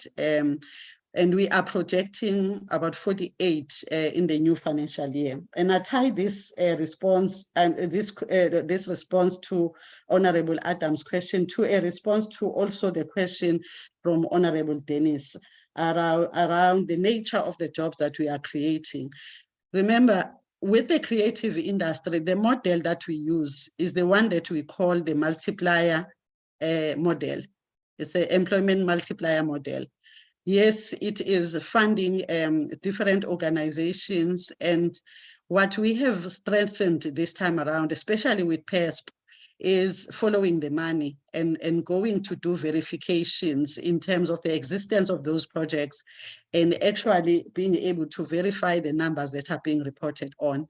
So it's indirect employment in terms of categorization, but it is specifically the employment multiplier model, also recognized by the presidency in their report of the nature of jobs that we create. On the Silapa question from Honorable Van Dyk, yes, the project, in fact, the project wasn't established in 2022, maybe just a correction there, Honorable Van Dyk. The project commenced in the financial year 2020-21 and has been going on for 3 years. It started off as a pilot project, and in terms of the closeout report that was submitted by the service provider that was appointed through an open tender process at that time, we have managed to reach quite a number of stakeholders. We included the athletes halfway through the project because of the amalgamation, because we didn't want to exclude athletes where there was dire challenges that they were experiencing. While the project, when it started, was mainly for the creatives, because it started before the amalgamation. The tender process, I believe, started around 2019. So in total, in terms of the closeout report, we were sitting at 2,195 that have actually, in different formats, have gone through this program, be it through awareness program or through follow-up. Included in the 2,195 is 518 that really followed up and interacted with the call center through telephone, but also through face-to-face. Surprisingly, when we looked at this closeout report, contrary to the popular belief, we found that the majority of the users of this particular intervention program were men. I'm saying contrary to popular belief, Chairperson, because all the time we normally say men do not readily want to come forward and talk about their challenges. But we found that there were more men than women utilizing this service, especially the 580 that did telephone calls and face-to-face approaches of the call center. So in terms of how they benefited, it's a range. Our closeout report actually does describe the nature of problems that the beneficiaries or the practitioners in the industry were experiencing. Mental related problems, emotional, psychological. You would find that a few would actually make telephone calls wanting to know more about the financial assistance that could be provided to them, and they would then be guided correctly. So it's different percentages. Mental health related is 31% that came forward on that, financial advisory 15%, and then stress related and the range of others, marital, partner relations, etc. I hope I'm answering that question. And then just lastly, Chairperson, or the funding for the Mzansi National Philharmonic Orchestra comes from the NAC, Chairperson, as has been reported also in the past. The question from Honorable Adams in terms of improving and making sure there is diversity in the cultural industry. We're not yet there, Honorable Member, but the different programs that we are targeting, like the Debut Fund, wants to create an opportunity for artists to play within the digital space and be able to convert a nature of your artwork or your talent in such a way that it is able to play in that particular space. I'm talking here also about, I've made a mention of the Debut Fund program, but there are other programs that we are pursuing. What we did for the MGE Open Call this year, for instance, was to actually encourage the applicants through the criteria that were there to have targeted kind of interventions so that you don't have your mundane, ordinary kind of cultural events, etc., where it's a one-day event, etc., but it's a kind of interventions or programs that are actually enabling this kind of diversity in a targeted format. And those are the ones that we're actually targeting for funding in as far as MGE is concerned.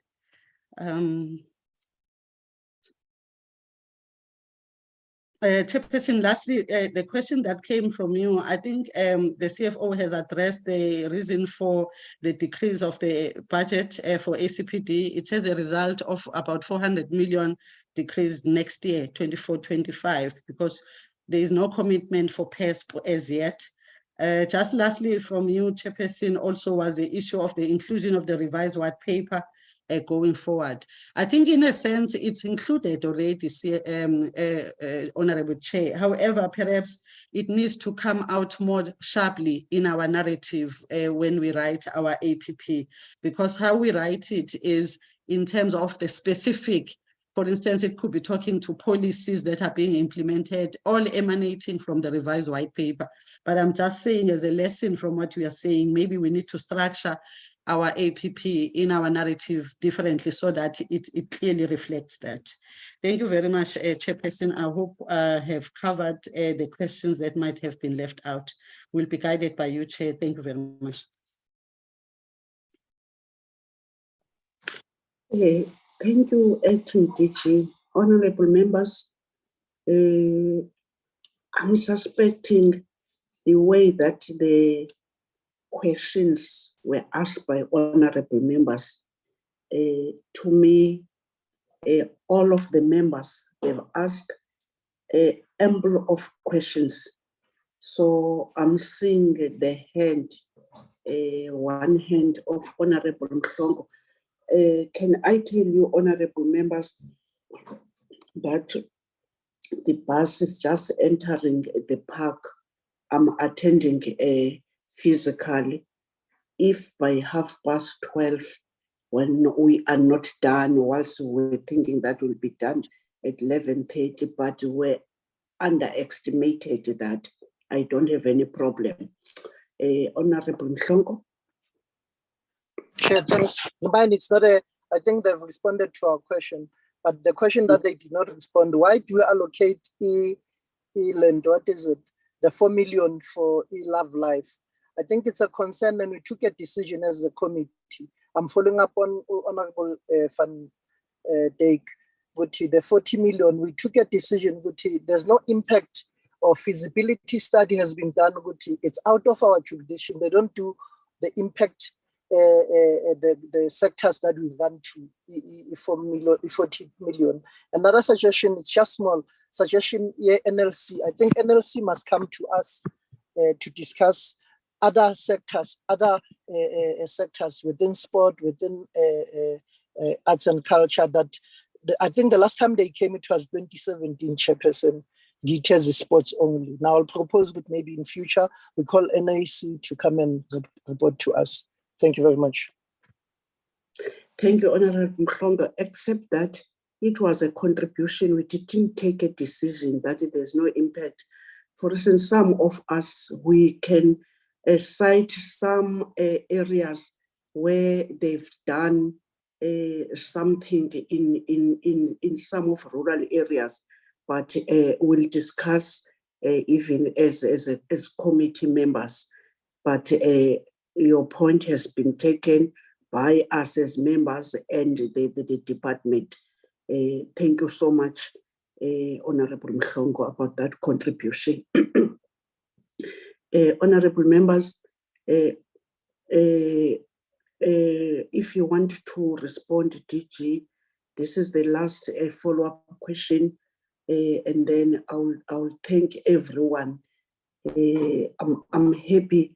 You know what, members, they are taking care of the what you call the presentations. Can I give it to you, DG? Thank you very much, Chair. On the issue of the Love Life, I'm going to have to lean on my colleague to assist me. They would have, they would be better able to do so. Thanks, Chair. Okay, thank you. Thank you. Quick response. A quick yes, response. Thanks, Chairperson, and thanks. Yes, you see, Chairperson, Love Life historically, Love Life was established through a grant that came from the Henry Ford Foundation. Initially, when they put in money, the understanding was that there would be a limited time for the funding, and the government of South Africa committed to continuing with funding Love Life. And that's how the funds came about. So it's ring-fenced funding. We cannot interfere with that. However, because it's in our budget, we take responsibility for it. And as we've indicated, we've aligned Love Life activities with ours. So they collaborate with us in terms of the school sports activities. They're actually very big and collaborate with us in terms of the youth camps. And importantly, Chairperson, they also contribute to job creation for youth, because they have a whole lot of groundbreakers that they assign into the communities to do sports development. They work with the provinces, they have a presence they have offices in the provinces, and they have the Y centers where on a daily basis in the communities, they run sports programs. Yes, they did do an evaluation, and I think we will get that report and we will share it as well. But by and large, they are a very strategic partner to us, because they assist in actually into the footprint in some of the areas where we may not have resources, but they actually contribute to the achievement of some of our objectives. And also importantly, advancing the whole healthy lifestyles agenda. Thank you, Chairperson.